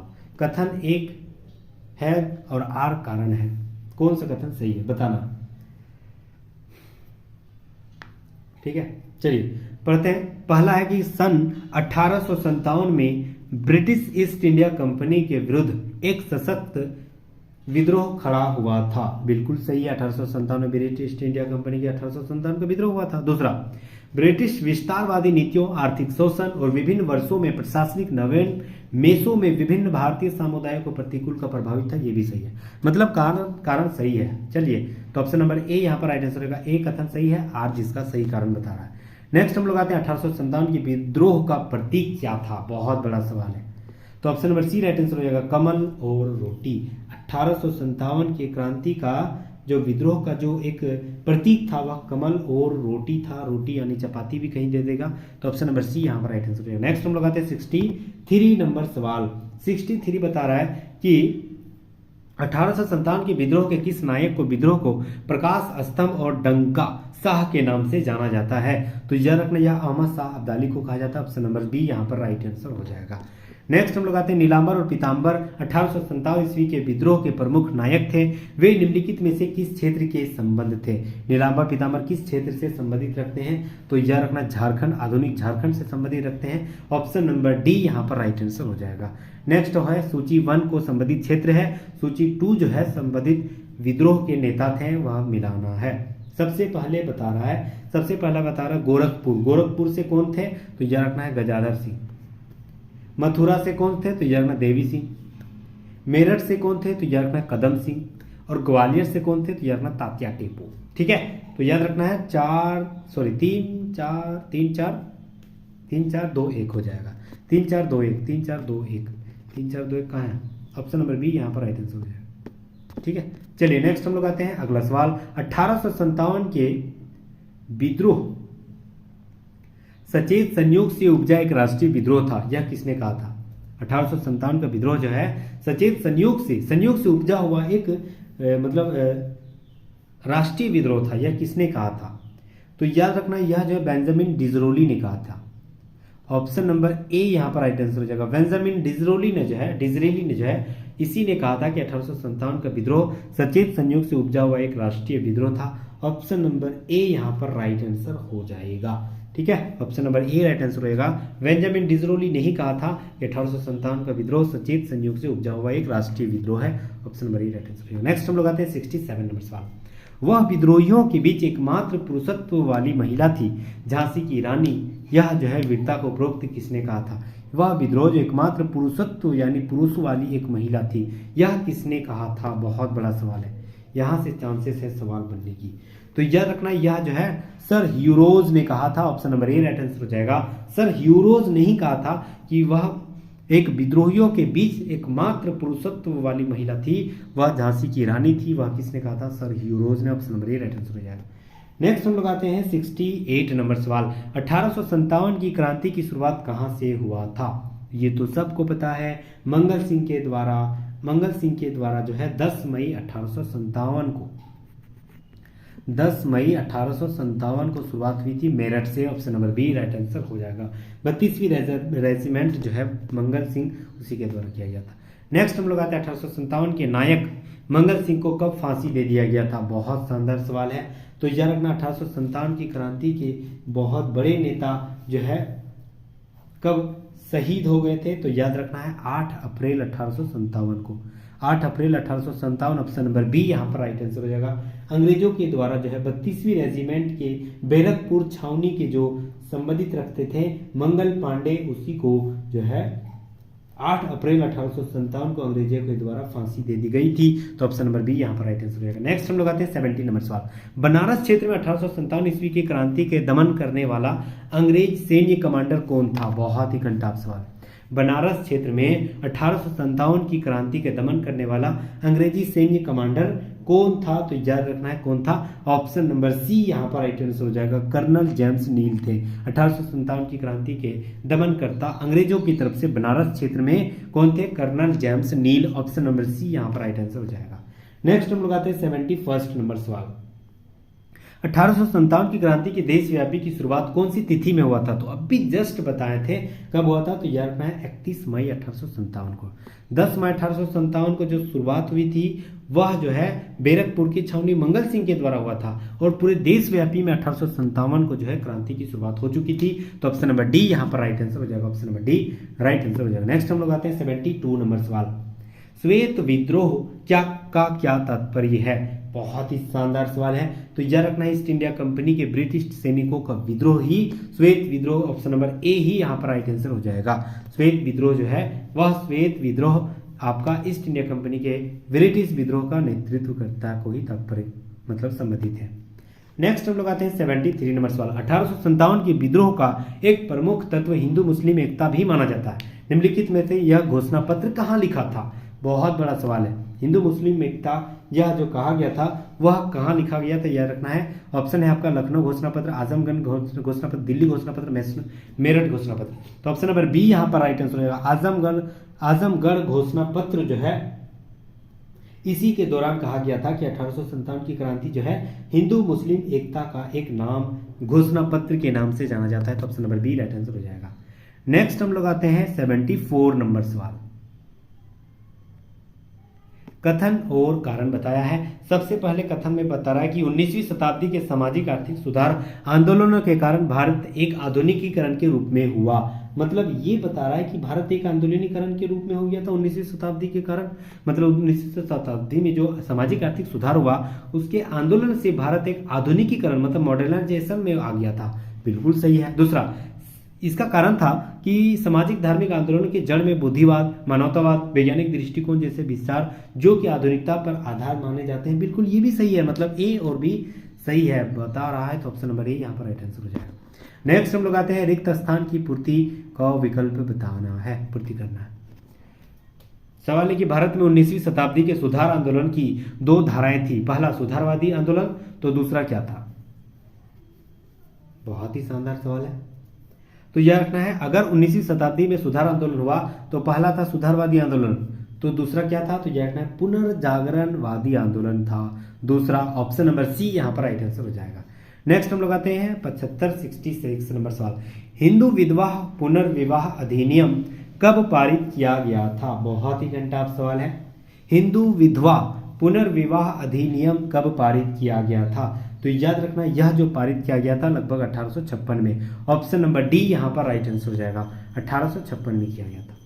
नेक्स्ट हम लोग आते हैं 77 नंबर सवाल। वर्ष 1906 में भारतीय महिला विश्वविद्यालय की स्थापना कहाँ हुई थी? तो यार 1906 में भारतीय महिला विश्वविद्यालय की स्थापना बंबई में हुई थी। ऑप्शन नंबर बी यहाँ पर राइट आंसर हो जाएगा। सामाजिक धार्मिक सुधार आंदोलन के दौरान ही समाज सुधारकों ने महिला कल्याण के लिए अनेक प्रयास किए। इसीलिए जो है 1889 से लेकर 1906 के बीच बहुत सारे जो है महिला विश्वविद्यालय की स्थापना हुई। तो भारतीय महिला विश्वविद्यालय की स्थापना बम्बई में कब हुआ था? तो यार 1906 में। Option number B right answer हो जाएगा। नेक्स्ट हम लोग आते हैं 78 नंबर सवाल। 1930 में पारित शारदा एक्ट के तहत लड़कों और लड़कियों के विवाह की न्यूनतम आयु कितना निर्धारित कर दिया था? बहुत ही कंटफ सवाल है। शारदा एक्ट 1930 में आया था। इसके तहत जो है वह लड़कों की उम्र जो है, लड़कियों की उम्र 18 साल और लड़कों की उम्र 18 साल और लड़कियों की उम्र 14 साल कर दिया गया था शारदा एक्ट के तहत। 18 वर्ष और 14 वर्ष। अभी कितना है? 21 वर्ष और 18 वर्ष। ठीक है, वही शारदा एक्ट 1930 के तहत जो है वह कहा गया था कि लड़कियों की उम्र होनी चाहिए 14 साल और लड़कों का, बॉयज का होनी चाहिए 18 साल। Option number C right answer होगा। नेक्स्ट हम लोग आते हैं, कौन सा कथन गलत है? ये पढ़ लेना है सबसे पहले, कौन सा कथन गलत है। ठीक है, चलिए सबसे पहले बता रहा है कि बंगाल में सती रेगुलेशन 1829 में सबसे पहले केवल बंगाल प्रेसिडेंसी में ही लागू हुआ। ये गलत है। सती प्रथा तो समाप्त हो गया था 1829 में, तो केवल बंगाल में नहीं, लगभग आसपास क्षेत्रों में हो गया था। और रेगुलेटिंग ये गलत है। ठीक है, चलिए दूसरा, 1830 में मद्रास बॉम्बे प्रेसिडेंसी में लागू हुआ था, 1830 में नहीं। मतलब कोई भी गलत, कोई भी सही नहीं बता। तो ऑप्शन नंबर डी यहाँ पर राइट आंसर रहेगा। नेक्स्ट हम लोग आते हैं, मूक नायक नामक पत्रिका मतलब पत्रिका, समाचार पत्र किसके द्वारा प्रतिपादित किया गया था? तो यह रखना, मूक नायक जो है वह किसके द्वारा प्रतिपादित किया गया था, मतलब किसके द्वारा रिलीज किया गया था? तो डॉक्टर भीमराव अंबेडकर, महानायक, भारत के महानायक भीमराव अंबेडकर। ऑप्शन नंबर ए राइट आंसर हो जाएगा। मूक नायक पत्रिका का प्रकाशित किया गया था डॉक्टर भीमराव अंबेडकर। नेक्स्ट हम लोग आते हैं, दलित उद्धार के लिए पत्रिका सूची 1 में है और उसका स्थापना वर्ष सूची 2 में है, मिलाना है। सबसे पहले बता रहा है कि बहिष्कृत भारत जो है यह पत्रिका कब प्रकाशित हुआ था? याद रखना है 1932 में। दूसरा बता रहा है कि बहिष्कृत हितकारी सभा की जो है स्थापना कब हुआ था? तो याद रखना है 1924 में। तीसरा बता रहा है कि अखिल भारतीय अनुसूचित जाति महासंघ की पत्रिका कब लॉन्च हुआ था? तो याद रखना यह जो है 1942 में हुआ था। और याद रखना अखिल भारतीय हरिजन संघ की स्थापना जो है वह 1927 में हुआ था। तो याद रखना कब हुआ था, कब, कितना हो गया? 2 4 1 3 2 4 1 3। Option number C right answer हो जाएगा। 2 1 4 3 था, तो ऑप्शन नंबर सी यहाँ पर राइट आंसर हो जाएगा। नेक्स्ट हम लोग आते हैं, ब्राह्मणों के खिलाफ आत्मसम्मान आंदोलन किसके द्वारा और कहां पर प्रारंभ किया गया था? तो याद रखना ब्राह्मणों के खिलाफ आत्मसम्मान आंदोलन जो है वह ई रामास्वामी नायंकर के द्वारा दक्षिण भारत में शुरुआत किया गया था। ऑप्शन नंबर ए राइट आंसर हो जाएगा। ब्राह्मणों के खिलाफ आत्मसम्मान आंदोलन की शुरुआत ई रामास्वामी नायंकर के द्वारा दक्षिण भारत में शुरुआत की गई थी। ऑप्शन नंबर ए राइट आंसर हो जाएगा। नेक्स्ट हम लोग आते हैं 83 नंबर सवाल। समस्त मानव जाति के लिए एक ईश्वर, एक जाति एवं एक धर्म का नारा किसने दिया था? तो याद रखना यह श्री नारायण गुरु के द्वारा दिया गया था। Option number D right answer हो जाएगा। नेक्स्ट हम लोग आते हैं, कथन एक कथनार सही देखना है कौन सा सही हो जाएगा। बता रहा है कि 1828 में राजा राम मोहन राय ने ब्राह्मण समाज की स्थापना की थी। बिल्कुल सही है। राजा राम मोहन राय हिंदू धर्म की बुराइयों से तंग आकर नहीं, बुराइयों से तंग नहीं आया था, पर बुराइयों की कुछ समस्याओं से जो है ना सुधार करने की प्रेरणा दे रहे थे राजा राम मोहन राय। तंग यहाँ पर गलत हो जा रहा है, ये गलत बता रहा है, तो ए हो जाएगा सही, दूसरा गलत बता रहा है, तो option number B right answer जाएगा। नेक्स्ट हम लोग आते हैं, यंग बंगाल आंदोलन का प्रणेता कौन थे? बहुत बड़ा सवाल है। यंग बंगाल आंदोलन के प्रणेता कौन थे? तो याद रखना है Henry Vivian Derozio. Option number B यहाँ पर राइट आंसर हो जाएगा। हेनरी विवियन डोरोजी जो है यंग बंगाल आंदोलन के प्रणेता थे। ऑप्शन नंबर बी यहाँ पर राइट आंसर हो जाएगा। नेक्स्ट हम लोग आते हैं 86 नंबर सवाल। आत्मीय सभा की स्थापना आत्मीय सभा बोल दिया, ब्राह्मण राजा राम मोहन राय जो है वह स्थापित के प्रथम संस्था मतलब कौन थी? वही Atmiya Sabha. Option number B right answer रहेगा। ब्राह्मण आत्मीय सभा की स्थापना किसने किया था? तो राजा राम मोहन राय ने। Option number B right answer रहेगा। 87 नंबर सवाल, ठीक है। चलिए, रामकृष्ण मिशन की स्थापना कब हुआ था? तो यह रखना, रामकृष्ण मिशन की स्थापना स्वामी विवेकानंद के द्वारा 1897 में किया गया था। ऑप्शन नंबर बी यहाँ पर राइट आंसर हो जाएगा। रामकृष्ण मिशन की स्थापना स्वामी विवेकानंद के द्वारा 1897 में किया गया था। Option number B right answer हो जाएगा। नेक्स्ट हम लोग आते हैं, कुछ सूची 1 संस्था है, सूची 2 संस्थापक है, उसी को मिलाना है, ठीक है। चलिए, सबसे पहले बता रहा है कि गुरुकुल कांगड़ी की स्थापना किसने किया था? तो यार ना, गुरुकुल कांगड़ी की स्थापना स्वामी सदानंद ने किया था। दूसरा बता रहा है कि दयानंद एंग्लो वैदिक कॉलेज की स्थापना किसने किया था? तो यार दयानंद एंग्लो वैदिक कॉलेज की स्थापना महात्मा हंसराज के द्वारा किया गया था। तीसरा बता रहा है कि देव समाज की स्थापना किसने किया था?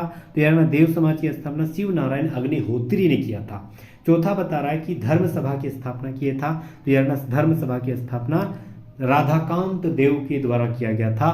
तो ऑप्शन ए देखते हैं क्या हो जाएगा। आप सबसे पहले आता है 1 4 4 हो गया, 3 हो गया, 2 हो गया, 1 हो गया। ठीक है, 4 हो गया, 4 3 2 1 उल्टा हो जाएगा। ठीक है, तो ऑप्शन नंबर 4 3 2 1 कहाँ है? हाँ, ऑप्शन नंबर बी यहाँ पर राइट आंसर हो जाएगा। Option number B right answer. Next हम लोग आते हैं कथन, फिर आ गया है देवबंद स्कूलों की स्थापना 1867 ईस्वी में तत्कालीन संयुक्त प्रांत के सहारनपुर जिले के देवबंद नामक स्थान पर हुआ था। क्या ये सही है? तो बिल्कुल सही है। दूसरा, इसका कारण था कि इस स्कूल की स्थापना अलीगढ़ आंदोलन के विरोध करने और मुस्लिम समुदाय के नैतिक और धार्मिक उत्थान के लिए किया गया था। बिल्कुल सही है, मतलब कारण सही है। तो ऑप्शन नंबर ए यहाँ पर राइट आंसर रहेगा। कथन भी सही है, कारण भी सही है। नेक्स्ट हम लोग आते हैं 90 नंबर सवाल बता रहा है कि पारसी धर्म सुधार आंदोलन के प्रमुख संस्था रहनुमाई मजदयासन सभा की स्थापना किसने किया था? तो कब हुआ था? पारसी धर्म के जो सुधार आंदोलन थे वह रहनुमाई मजदयासन सभा की स्थापना किसने किया, कब हुआ था? तो यार 1851 में। ऑप्शन नंबर ए राइट आंसर हो जाएगा। नेक्स्ट हम लोग आते हैं 91 नंबर सवाल है कि मोहम्मडन एंग्लो ओरिएंटल कॉलेज की स्थापना कब और कहाँ हुई थी? बहुत बड़ा सवाल है, तो याद रखना मोहम्मदन एंग्लो ओरिएंटल कॉलेज की स्थापना जो है 1875 में अलीगढ़ में हुआ था। ये बहुत बड़ा न्यूज़ है क्योंकि अलीगढ़ मुस्लिम यूनिवर्सिटी अभी करेंट में भी है। ठीक है, याद रखना है। और क्योंकि वो माइनॉरिटी का दर्जा भी दे कि ना दे, या सुप्रीम कोर्ट में भी केस फंसा हुआ है, इसीलिए बहुत बड़ा मतलब करंट में है, तो यहाँ से सवाल बनने की चांसेस फिक्स है। ठीक है, तो मोहम्मदन एंग्लो ओरिएंटल कॉलेज की स्थापना कब हुई थी? तो यह रखना है 1875 में। इसी को मुस्लिम याद रखना है जो है वह AMU अलीगढ़ मुस्लिम यूनिवर्सिटी, इसी का नाम दे दिया गया था बाद में। तो 1875 में अलीगढ़ में स्थापना हुआ था। ठीक है, सब याद रखना है। अच्छा, किसके द्वारा किया गया था? याद रखना है सर सैयद अहमद खान के द्वारा। नेक्स्ट हम लोग आते हैं निम्नलिखित में से किसे लोकहितवादी के नाम से जाना जाता है? बहुत ही कंटाप सवाल है। तो लोकहितवादी के नाम से किसे जाना जाता है? तो यार गोपाल हरि देशमुख को लोकहितवादी के नाम से जाना जाता है। ऑप्शन नंबर बी यहाँ पर राइट आंसर हो जाएगा। नेक्स्ट हम लोग आते हैं 93 नंबर सवाल। वर्ष 1875 में अमेरिका में स्थापित थियोसॉफिकल सोसाइटी की मुख्यालय कब और कहां भारत में स्थानांतरित कर दिया गया था? बहुत ही शानदार सवाल है। तो याद रखना, यह जो है ना 1882 में मद्रास कर दिया गया था। Option number D right answer हो जाएगा। 1875 में अमेरिका में स्थापित जो है थियोसॉफिकल सोसाइटी की मुख्यालय जो है अमेरिका में पहला स्थापित किया, बाद में भारत में कर दिया था 1882 में, वो भी मद्रास में। तो option number D right answer है। नेक्स्ट है बहुत ही शानदार। हम दोनों हिंदू मुस्लिम भारत की हवा में पलते हैं, हम गंगा और यमुना की पवित्र जल पीते हैं, हम दोनों इसी भूमि के पैदावार को खाकर रहते हैं, और हम दोनों एक ही देश के हैं, एक ही राष्ट्र के हैं। देश की प्रगति और भलाई की हमारी एकता और प्रेम पर निर्भर करता है। यह किसके द्वारा कहा गया था? बहुत बड़ा सवाल है, यह किसके द्वारा कहा गया था? तो याद रखना है, यह जो है सर सैयद अहमद खान, जो कि अलीगढ़ मुस्लिम यूनिवर्सिटी के संस्थापक है। Option number B right answer होगा। तो option number B right answer हो जाएगा, इसी ने कहा था। ठीक है, इसी का कथन option number B right answer रहेगा। नेक्स्ट हम लोग आते हैं कि सिंह सभा आंदोलन का प्रारंभ कहां से हुआ था? बहुत शानदार सवाल। सिंह सभा आंदोलन का प्रारंभ जो है कहां से हुआ था? तो याद रखना, सिंह सभा आंदोलन का स्थापना जो है प्रारंभ अमृतसर से हुआ था। याद रखना है 19वीं शताब्दी, लगभग 1873। याद रखना है 19वीं शताब्दी के अंतिम में 1873 में सिंह सभा का आंदोलन अमृतसर से हुआ था। Option number C right answer हो जाएगा। नेक्स्ट हम लोग आते हैं अगला सवाल 96 नंबर सवाल। निम्नलिखित में से किस आंदोलन के नेता स्वयं को हजरत मोहम्मद की तरह एक अवतार मानते थे? बहुत ही बड़ा सवाल। तो याद रखना है, हम हजरत मोहम्मद की तरह एक अवतार कौन मानते थे? अहमदिया आंदोलन मानते थे। अहमदिया आंदोलन का प्रणेता था। तो ऑप्शन नंबर बी यहाँ पर राइट आंसर हो जाएगा। ठीक है, अहमदिया आंदोलन कब हुआ था? तो याद रखना है 1889 में। नेक्स्ट हम लोग आते हैं 97 नंबर सवाल। कौन सा कथन देखते हैं, कौन सा कथन उत्तरदायित्व में निम्न बता रहा है आधुनिक राष्ट्रवाद के रूप में। सबसे पहले बता रहा है भारत के अतीत पुनः अध्ययन करना है, आधुनिक राष्ट्रवाद का एक उत्तरदायित्व है। दूसरा, मतलब ये सही है। दूसरा, देश की राजनीतिक, प्रशासनिक और आर्थिक एकीकरण करना है, ये भी सही है। सामाजिक और धार्मिक सुधार में प्रभाव करना, ये भी सही है। विदेशी शासकों को नस्लीय अहंकार को समाप्त करना है, ये भी सही है। ठीक है, चलिए चारों सही है, option number D right answer. Next हम लोग आते हैं 19वीं शताब्दी के पूर्वार्ध यानी पूर्व में स्थापित राजनीतिक संस्थाओं के संबंध में कौन सा कथन पर विचार करिए, कौन सा कथन सही बता रहा है।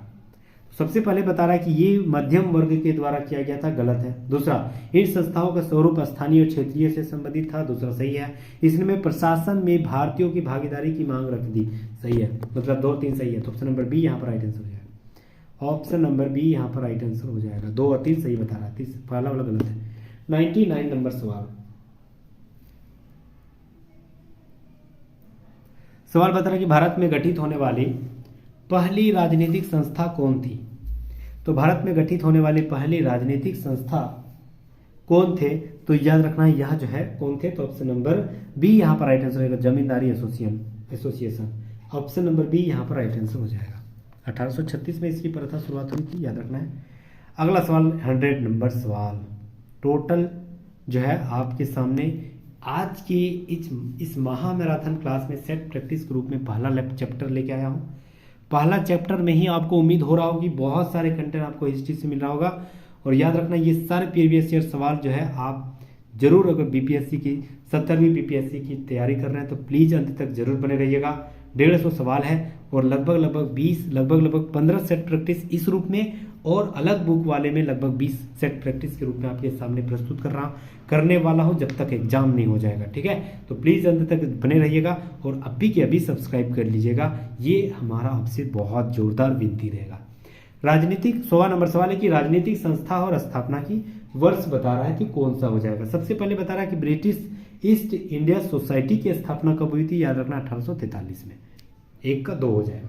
दूसरा बता रहा है कि ब्रिटिश इंडियन एसोसिएशन की स्थापना 1851 में हुआ था। तीसरा बता रहा है कि बंग भाषा प्रकाशित सभा की स्थापना कब हुई थी, याद रखना है 1836 में। और बॉम्बे एसोसिएशन की स्थापना 1852 में हुआ था। ठीक है, तो 2 3 1 4 2 3 1 4 मिलाते हैं, कहाँ है 2 3 1 4, option number B right answer हो जाएगा, 2 3 1 4।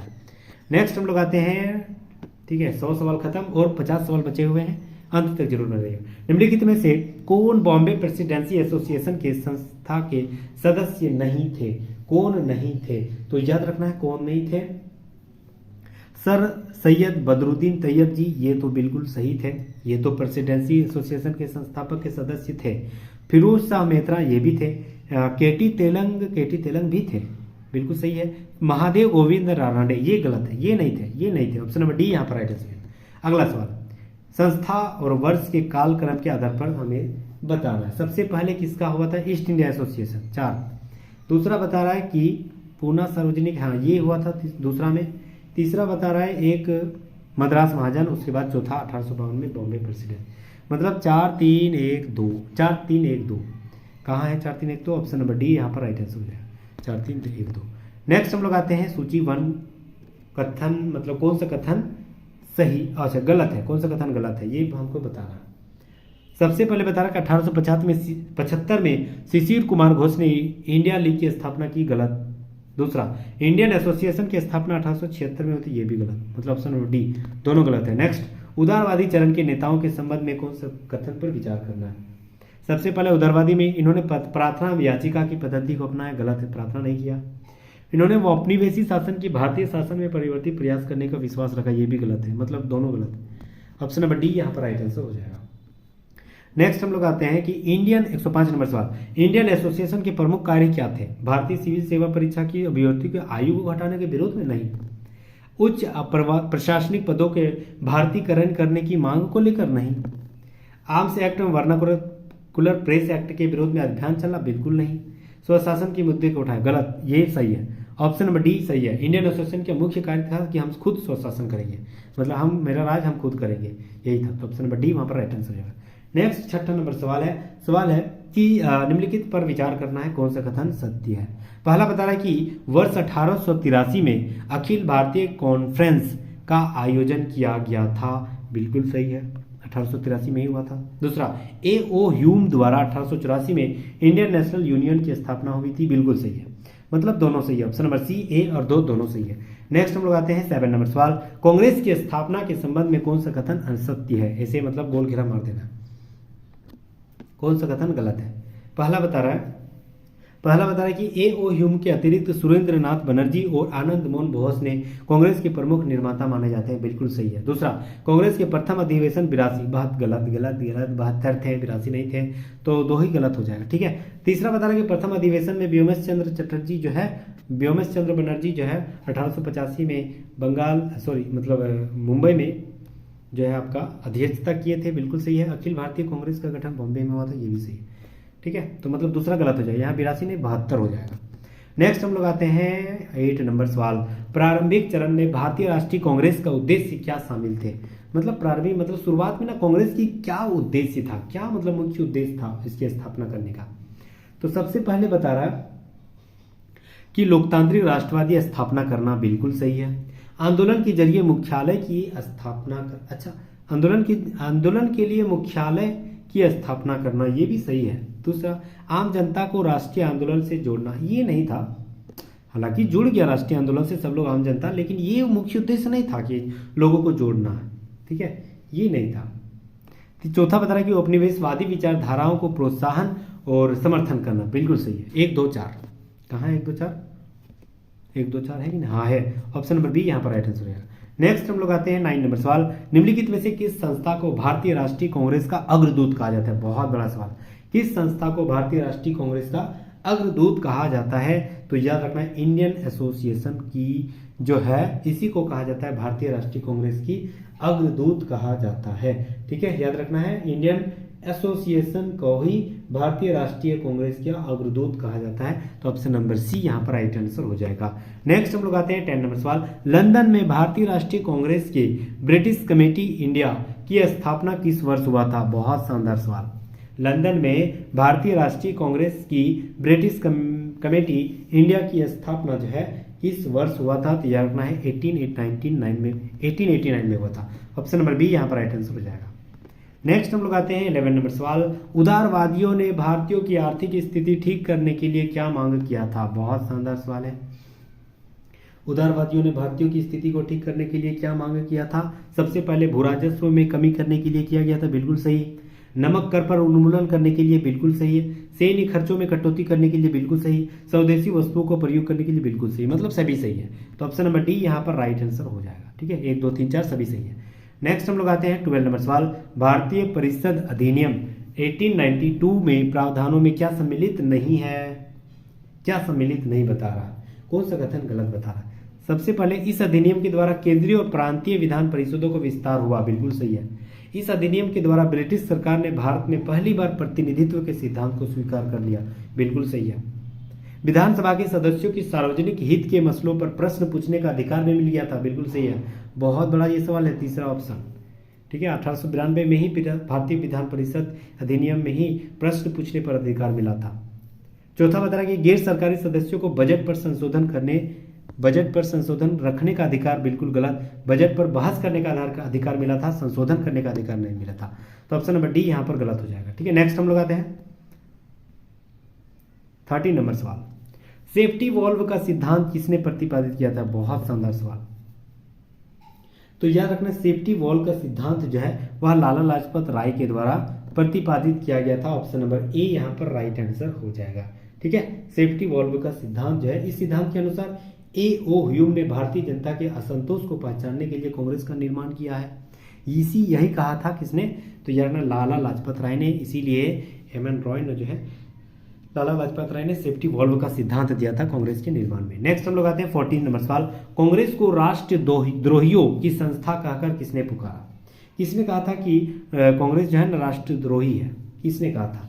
तो याद रखना यह जो है ना डफरिन ने कहा था, ऑप्शन नंबर सी यहाँ पर राइट आंसर हो जाएगा, ठीक है। डफरिन ने कहा था कांग्रेस को कि राष्ट्रद्रोही की संस्था है, option number C right answer होगा। नेक्स्ट हम लोग आते हैं 15 नंबर सवाल। को कांग्रेस विरोधी संगठन संयुक्त भारत एसोसिएशन के संगठन के संस्थापक सदस्यों के रूप में कौन सम्मिलित थे? मतलब कौन इसके संस्थापक के रूप में मुख्य मतलब सहायता किए थे? तो डफरिन गलत, ये तो विरोध में थे। सर सैयद अहमद खान बिल्कुल सही है। बनारस के राजा शिव प्रसाद सिंह बिल्कुल सही है। लाला लाजपत राय ये भी गलत, क्योंकि इन्होंने भी तो आलोचना किया था, तो मतलब 2 3 सही है। ऑप्शन नंबर सी यहाँ राइट आंसर हो जाएगा। नेक्स्ट हम लोग आते हैं निम्नलिखित में से कौन उदारवादी चरण के नेता थे। बहुत ही शानदार सवाल। तो याद रखना ऑप्शन के आधार पर रोमेश चंद्र दत्त जो है उदारवादी के नेता थे, बाकी सब जो है उग्रवादी चरण के नेता थे। लाला लाजपत राय हो गया, राजेंद्र प्रसाद, महात्मा गांधी, नहीं लाला लाजपत राय जो है उग्रवादी के नेता थे, राजेंद्र प्रसाद नहीं थे, मतलब किसी में नहीं थे, महात्मा गांधी भी किसी में नहीं थे। ठीक है, तो ऑप्शन नंबर ए राइट आंसर। नेक्स्ट हम लोग आते हैं कथन 1 और कथन 2 को मिलाना है। सबसे पहले बता रहा है कथन 1 में बता रहा है कि भारतीय राष्ट्रीय आंदोलन की उदारवादी चरण में कांग्रेस का जनाधार सीमित है, बिल्कुल सही। इसका कारण था कि प्रारंभिक राष्ट्रवादी जन साधारण की प्रति विश्वास नहीं रख पाते थे, बिल्कुल कारण सही है, मतलब एक कथन है और 2 सही है, ऑप्शन नंबर ए राइट आंसर है। नेक्स्ट हम लोग आते हैं 18 नंबर सवाल। भारतीय राष्ट्रीय स्वतंत्रता संग्राम में नरमपंथी राष्ट्रवादियों के योगदान में निम्नलिखित में से क्या सम्मिलित नहीं थे। कौन सा सम्मिलित नहीं है। औपनिवेशिक शासन के आर्थिक शोषण को निंदा करना, बिल्कुल सही है, ये तो थे। व्यवस्थापिका संबंधी संवैधानिक सुधार करना, बिल्कुल सही, ये भी थे। भारतीयों के नागरिक अधिकारों की रक्षा करना, ये भी थे। ब्रिटिश सरकार के विरुद्ध आक्रामक राजनीतिक रुख का अख्तियार करना, ये गलत हो जाएगा। ठीक है, ये शामिल नहीं था, तो option number D right answer है। नेक्स्ट हम लोग आते हैं 19 नंबर सवाल। भारतीय राष्ट्रीय कांग्रेस की स्थापना के संबंध में प्रकाश संवाहक सिद्धांत किसने दिया था। बहुत बड़ा सवाल।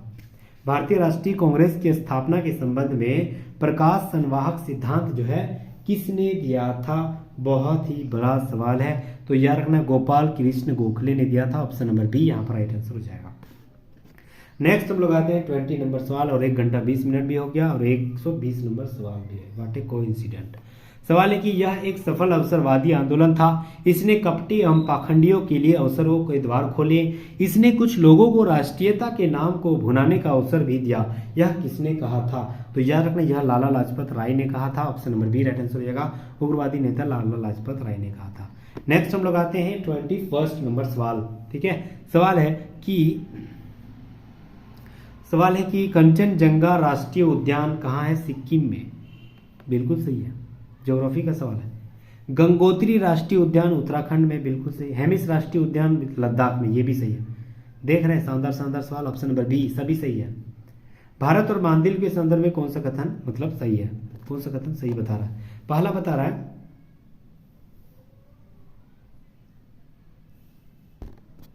ठीक है 22 नंबर सवाल। पहला बता रहा है कि एक्वेरिन दोस्ती एक कथा एवं ऑपरेशन शील्ड दोनों देशों की एक संयुक्त अभ्यास है, बिल्कुल सही है। भारत और मालदीव के बीच में जो अभ्यास होती है उसका नाम है एक एक्वेरिन अभ्यास दोस्ती और ऑपरेशन शील्ड। दूसरा है भारत मालदीव के राष्ट्रीय रक्षा बल यानी MNDF के लिए सबसे बड़ी संख्या में प्रशिक्षण के अवसर पर प्रदान करती है, जो उसकी रक्षा प्रशिक्षण की आवश्यकता लगभग 70% है, बिल्कुल सही है। तीसरा 8 डिग्री चैनल भारत और मिनिकॉय को मालदीव से अलग करती है, बिल्कुल सही है, मतलब सभी सही है। कहाँ है, ऑप्शन सी राइट आंसर है, सभी सही है। नेक्स्ट हम लोग आते हैं ज्योग्राफी। बहुत ही शानदार शानदार सवाल है। सवाल बता रहा है कि GI टैग और उसके राज्य से संबंधित है, बहुत ही बड़ा सवाल। सबसे पहले बता रहा है कि आदि कैकरी जो है आसाम नहीं, ये गलत है। दूसरा कच्ची खरे गुजरात, बिल्कुल सही है, ये सही है। तीसरा तांगेल साड़ी पश्चिम बंगाल का है, बिल्कुल सही है, मतलब 2-3 सही है, ऑप्शन नंबर बी यहाँ पर राइट आंसर हो जाएगा। नेक्स्ट अगला सवाल है 24 नंबर। वैश्विक जोखिम रिपोर्ट 2024 में निम्नलिखित किसके द्वारा जारी किया जाता है। जोखिम सूचकांक जो है किसके द्वारा जारी किया जाता है। तो याद रखना जोखिम सूचकांक जो है वह विश्व आर्थिक मंच के द्वारा रिलीज किया जाता है, option number B right answer हो जाएगा। नेक्स्ट हम लोग आते हैं 25 नंबर सवाल। भारतीय मूल के किस खिलाड़ी ने उज्बेकिस्तान के समरकंद में आयोजित 2023 में विश्व शतरंज चैंपियनशिप में रजत पदक के रूप में हासिल किया है। उसका नाम है कोनेरू हम्पी, आंध्र प्रदेश की रहने वाली है, शतरंज की खिलाड़ी है, तो ऑप्शन नंबर डी यहाँ पर राइट आंसर हो जाएगा। कोनेरू हम्पी के द्वारा खिलाड़ी जो है उज्बेकिस्तान के समरकंद में 2023 के विश्व शतरंज चैंपियनशिप में रजत पदक जीती है। नेक्स्ट हम लोग आते हैं 26 नंबर सवाल। केंद्रीय मंत्रिमंडल ने हाइड्रोकार्बन क्षेत्र सहयोग के लिए किन 2 देशों के बीच सहयोग समझौते ज्ञापन पर हस्ताक्षर किए हैं। तो याद रखना है हाइड्रोकार्बन के लिए भारत और गुयाना के बीच में जो है वह हस्ताक्षर किए हैं। करंट अफेयर का बहुत बड़ा सवाल है। नेक्स्ट हम लोग आते हैं हाल ही के खबरों में रहा दृष्टि 10 स्टार लाइनर क्या है, बहुत ही बड़ा सवाल है। तो याद रखना है हाल ही में खबरों में रहा दृष्टि 10 स्टार लाइनर जो है वह क्या है, तैयार करना भारतीय नौसेना की स्वदेशी UAV है। ऑप्शन नंबर सी यहाँ पर राइट आंसर हो जाएगा। 28 नंबर सवाल और बहुत ही कम बचे हुए हैं, तो प्लीज़ अंत तक जरूर बने रहिएगा। यहाँ तक बने हैं मतलब आपके अंदर वो जज्बा, वो जुनून, वो पागलपन जरूर है कि किसी भी हाल में PPSC की इस बार सिलेक्शन लेना है। ठीक है, अपने माँ बाप का रोशन करना है, अपना माँ बाप का सर ऊंचा करना है। तो प्लीज़ हमारे साथ अभी के अभी सब्सक्राइब कर लीजिएगा, क्योंकि ऐसे ही ऐसे नए नए कंटेंट, टोटल 15 सेट प्रैक्टिस है। आप सोचिए कितना सवाल आपके सामने जहन में जाएगा। तो प्लीज़ अभी सब्सक्राइब जरूर कर लीजिएगा। 28 नंबर सवाल, और कम से कम हमारी मेहनत जो लग रहा है 1.5 घंटा आपके सामने जो इतना मेहनत कर रहे हैं, तो प्लीज़ कम से कम सब्सक्राइब जरूर कर लीजिएगा। और कम से कम एक सोशल मीडिया, व्हाट्सएप हो, फेसबुक हो, टेलीग्राम हो, जहाँ कहीं भी शेयर जरूर कर दीजिएगा। ठीक है, ये हमारा जोरदार आपसे विनती रहेगा। तो प्लीज़ इतना तो बनता है करने का। 28 नंबर सवाल, निम्नलिखित में से कौन सुकन्या समृद्धि योजना का विशेषता नहीं है? कौन सही नहीं है? ठीक है, सबसे पहले बता रहा है सुकन्या योजना के तहत बता रहा है पहला कि यह योजना महिला और बाल विकास मंत्रालय की पहल है। गलत। अगला है कि जनवरी मार्च 2024। अच्छा, पहला वाला महिला विकास मंत्रालय की है, मतलब ये सही है, यहां नहीं बोल रहा है। जनवरी मार्च तिमाही के ब्याज दर 8% से 8.9% कर दिया गया था, मतलब ये जो है गलत है। अगला है कि इस योजना का उद्देश्य कन्याओं के लघु निवेश प्रदान करना है और इसका उपयोग शिक्षा और खादी के खर्चों को पुनः योग करना है, मतलब ये जो है आपका ये सही बता रहा है। अगला है कि इस बेटी बचाओ बेटी पढ़ाओ की शुरुआत थी सुकन्या योजना, क्या ये सही है? सोचिए, बिल्कुल सही नहीं है। ठीक है, बेटी बचाओ बेटी पढ़ाओ नहीं है, सुकन्या योजना तो शादी से संबंधित था। ठीक है, तो मतलब यहाँ राइट आंसर क्या सही नहीं है? यहाँ सही नहीं, मतलब ये अच्छा रुकिए, ऑप्शन बहुत ज़्यादा कंफ्यूज कर रहा है। ये जो है आपका सही हो जा रहा, बेटी बचाओ बेटी पढ़ाओ से ही संबंधित है। ठीक है, तो ऑप्शन नंबर यहाँ पर कौन सही नहीं है? तो फर्स्ट में 2 तो फिक्स से गलत है। बाल विकास मंत्रालय जो है ये भी गलती हो जाएगा, बाल विकास मंत्रालय के बाद तो 1 और 2 गलत हो जाएगा। 1 और 2 कहाँ है? ऑप्शन नंबर सी यहाँ पर राइट आंसर हो जाएगा। नेक्स्ट हम लोग आते हैं 29 नंबर सवाल। राष्ट्रपति द्रौपदी मुर्मू ने 9 जनवरी 2024 को घुड़सवारी के लिए किस पहली महिला खिलाड़ी को अर्जुन अवार्ड से सम्मानित किया गया? बहुत बड़ा सवाल है, पहली महिला है 9 जनवरी। ठीक है, 9 जनवरी को कौन सा दिवस मनाए जाते हैं? आप कमेंट बॉक्स में जरूर लिखिएगा। ठीक है, तो कौन सी महिला थी? तो याद रखना है महिला का नाम क्या था? तो ऑप्शन नंबर डी यहाँ राइट आंसर है, Dilkirti Singh. Option number D Dilkirti Singh नाम था, option number D right answer है। नेक्स्ट हम लोग आते हैं सूची 1 को सूची 2 से मिलाना है, अभ्यास है और उससे संबंधित जगह के नाम है। सबसे पहले अद्युत्या अभ्यास 2024 कहाँ किया गया? हाँ, अभ्यास ठीक है, अभ्यास ही है। सबसे पहले अत्युदय अभ्यास जो है वह कहाँ किया गया था? तो याद रखना यह जो है आपका अंडमान सागर में किया गया था अत्युदय अभ्यास, मतलब एक का सही है। 1 डेजर्ट साइक्लोन 2024 कहाँ जाएगा? डेजर्ट में ही किया जाएगा, राजस्थान में किया जाएगा। मिलन अभ्यास जो 2024 में विशाखापट्टनम आंध्र प्रदेश में किया, और गारवा खंजर अभ्यास यह बकलोह हिमाचल प्रदेश में किया, मतलब 1 2 3 4 ऑप्शन नंबर ए राइट आंसर हो जाएगा, सही है। नेक्स्ट हम लोग आते हैं हाल ही में जारी किए गए CREA रिपोर्ट 2023 के अनुसार भारत के दूसरे सबसे प्रदूषित शहर कौन बन गया? बहुत शानदार सवाल है। तो याद रखना दूसरा सबसे प्रदूषित शहर बिहार के बेगूसराय है, option number B right answer हो जाएगा। BPSC का बहुत ही शानदार सवाल। 32 नंबर सवाल है कि गैब्रियल अटल जो है वह कौन थे? तो इमैनुअल मैक्रोन फ्रांस के राष्ट्रपति है, इसके फ्रांस के सबसे युवा और पहला समलैंगिक प्रधानमंत्री का नियुक्त किया गया। तो किसे? यार Gabriel Attal, option number C right answer है। ऑप्शन ही देख के आसान। नेक्स्ट हम लोग आते हैं 33 नंबर सवाल। निम्नलिखित में से ऐप और जारीकर्ता के रूप में कौन सा कथन सही है बताना है। सबसे पहले बता रहा है कि एनकोर ऐप किसने लॉन्च किया था? निर्वाचन ऐप, ठीक है, इलेक्शन कमीशन ने लॉन्च किया था, बिल्कुल सही है। संभव ऐप किसने लॉन्च किया था? इंडियन आर्मी में, सभी सही है, दोनों भी सही है। उल्लास ऐप वर्षतंत्र नहीं, गलत है। पाट मित्र ऐप ये भी गलत, दोनों सही गलत है। 1 और 2 सही हो जाएगा। एनकोर ऐप निर्वाचन आयोग के द्वारा लॉन्च किया गया था। संभव ऐप इंडियन आर्मी के द्वारा लॉन्च किया गया था, मतलब ए बी सही है, ऑप्शन नंबर ए राइट आंसर हो जाएगा। नेक्स्ट हम लोग आते हैं 34 नंबर सवाल। 5 जनवरी 2024 को WTO में भारत का नया राजदूत किसे बनाया गया? तो WTO में भारत का नया राजदूत जो है किसे बनाया गया? तो यह सेंथिल पांडियन सी को बनाया गया, ऑप्शन नंबर बी यहाँ पर राइट आंसर हो जाएगा। नेक्स्ट हम लोग आते हैं 16वां वित्त आयोग में के संबंध में कौन सा कथन सही बता रहा है? सबसे पहले बता रहा है, सबसे पहले कि डॉक्टर अरविंद पनघड़िया को 16वां वित्त आयोग के अध्यक्ष बनाया गया, बिल्कुल सही है। दूसरा, श्री ऋत्विक रजनम पांडे आयोग के सचिव बनाए गए, बिल्कुल सही है। 16वां वित्त आयोग अप्रैल 2025 से शुरू होकर 5 साल तक चलेगा, बिल्कुल गलत, अभी तो शुरुआत हो गया था, option number B right answer हो जाएगा। 1 और 2 सही हो जाएगा। नेक्स्ट हम लोग आते हैं, हाल ही में बिहार के किस खिलाड़ी को राष्ट्रपति द्रौपदी मुर्मू द्वारा अर्जुन पुरस्कार से सम्मानित किया गया है? तो याद रखना है नसरीन शेख को, option number B right answer हो जाएगा। बहुत शानदार सवाल है। नेक्स्ट हम लोग आते हैं 15 जनवरी 2024 को नीति आयोग द्वारा जारी एक रिपोर्ट के अनुसार गरीबी रेखा से बाहर आने में संख्या के आधार पर बिहार का कौन सा स्थान है? तो याद रखना है दूसरा स्थान है। नीति आयोग के द्वारा यह रिपोर्ट जारी किया गया, गरीबी रेखा से बाहर आने में दूसरे स्थान पर बिहार है, बहुत ही शानदार बात है, तो option number B right answer हो जाएगा। नेक्स्ट हम लोग आते हैं 38 नंबर सवाल। सवाल है कि निम्नलिखित में से किस जिले में बिहार का पहला घड़ियाल एवं कछुआ के लिए प्रजनन केंद्र के बनाने की घोषणा की गई? बहुत शानदार सवाल है, किस जिले में बनेगा? तो याद रखना है पश्चिमी चंपारण में, ऑप्शन नंबर डी यहाँ पर राइट आंसर हो जाएगा। पश्चिमी चंपारण में जो है वह बेतिया में, पश्चिमी चंपारण के बेतिया में गंडक नदी के किनारे पहला घड़ियाल और कछुओं को प्रजनन केंद्र बनाने की घोषणा की गई है। याद रखना है पश्चिमी चंपारण के बेतिया जिले, बेतिया शहर में।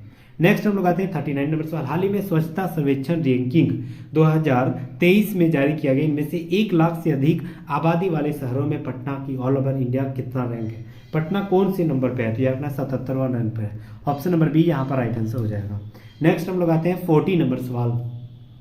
राज्य के किस जिले में गौतम बुद्ध के महान शिष्य भिक्षु धम्म छाया के प्रतिमा का अनावरण किया है? तो यह रखना है, यह जो आरा भोजपुर में किया है, option number C right answer हो जाएगा। नेक्स्ट हम लोग आते हैं, हाल ही में जारी किए गए बिहार जाति सर्वेक्षण 2023 के आंकड़ों के अनुसार अन्य पिछड़ा वर्ग और अत्यंत पिछड़ा वर्ग को मिलकर राज्य की कुल आबादी कितना प्रतिशत हो जा रही है? तो यह रखना, राज्य की कुल आबादी लगभग 63% हो जा रही है, अन्य पिछड़ा वर्ग और अत्यंत पिछड़ा वर्ग मिलाकर, option number B right answer रहेगा, 63% हो जा रही है। नेक्स्ट हम लोग आते हैं, दुनिया की सबसे ऊंची प्रतिमा statue of wisdom JP Ganga Path के किनारे स्थापित की जाएगी, यह किसकी प्रतिमा है? तो याद रखना है Rajendra Prasad, option number C यहाँ पर राइट आंसर हो जाएगा। बहुत बड़ा सवाल है।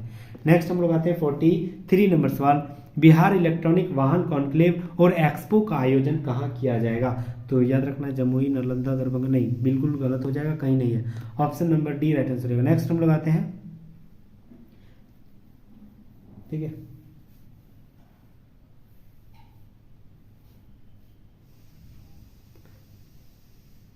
ठीक है, चलिए अगला सवाल आता है, यह कहाँ किया जा रहा है? यह नालंदा, जमुई नहीं, यह पटना में किया जा रहा है।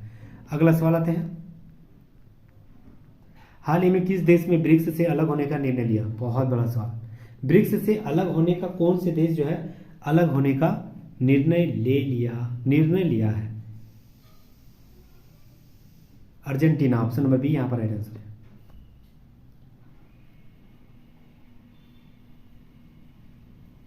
मतलब अर्जेंटीना जो है एक तो मतलब शामिल नहीं हुआ है, वही सोच रहे कि शामिल नहीं हुआ और अलग कैसे हुआ।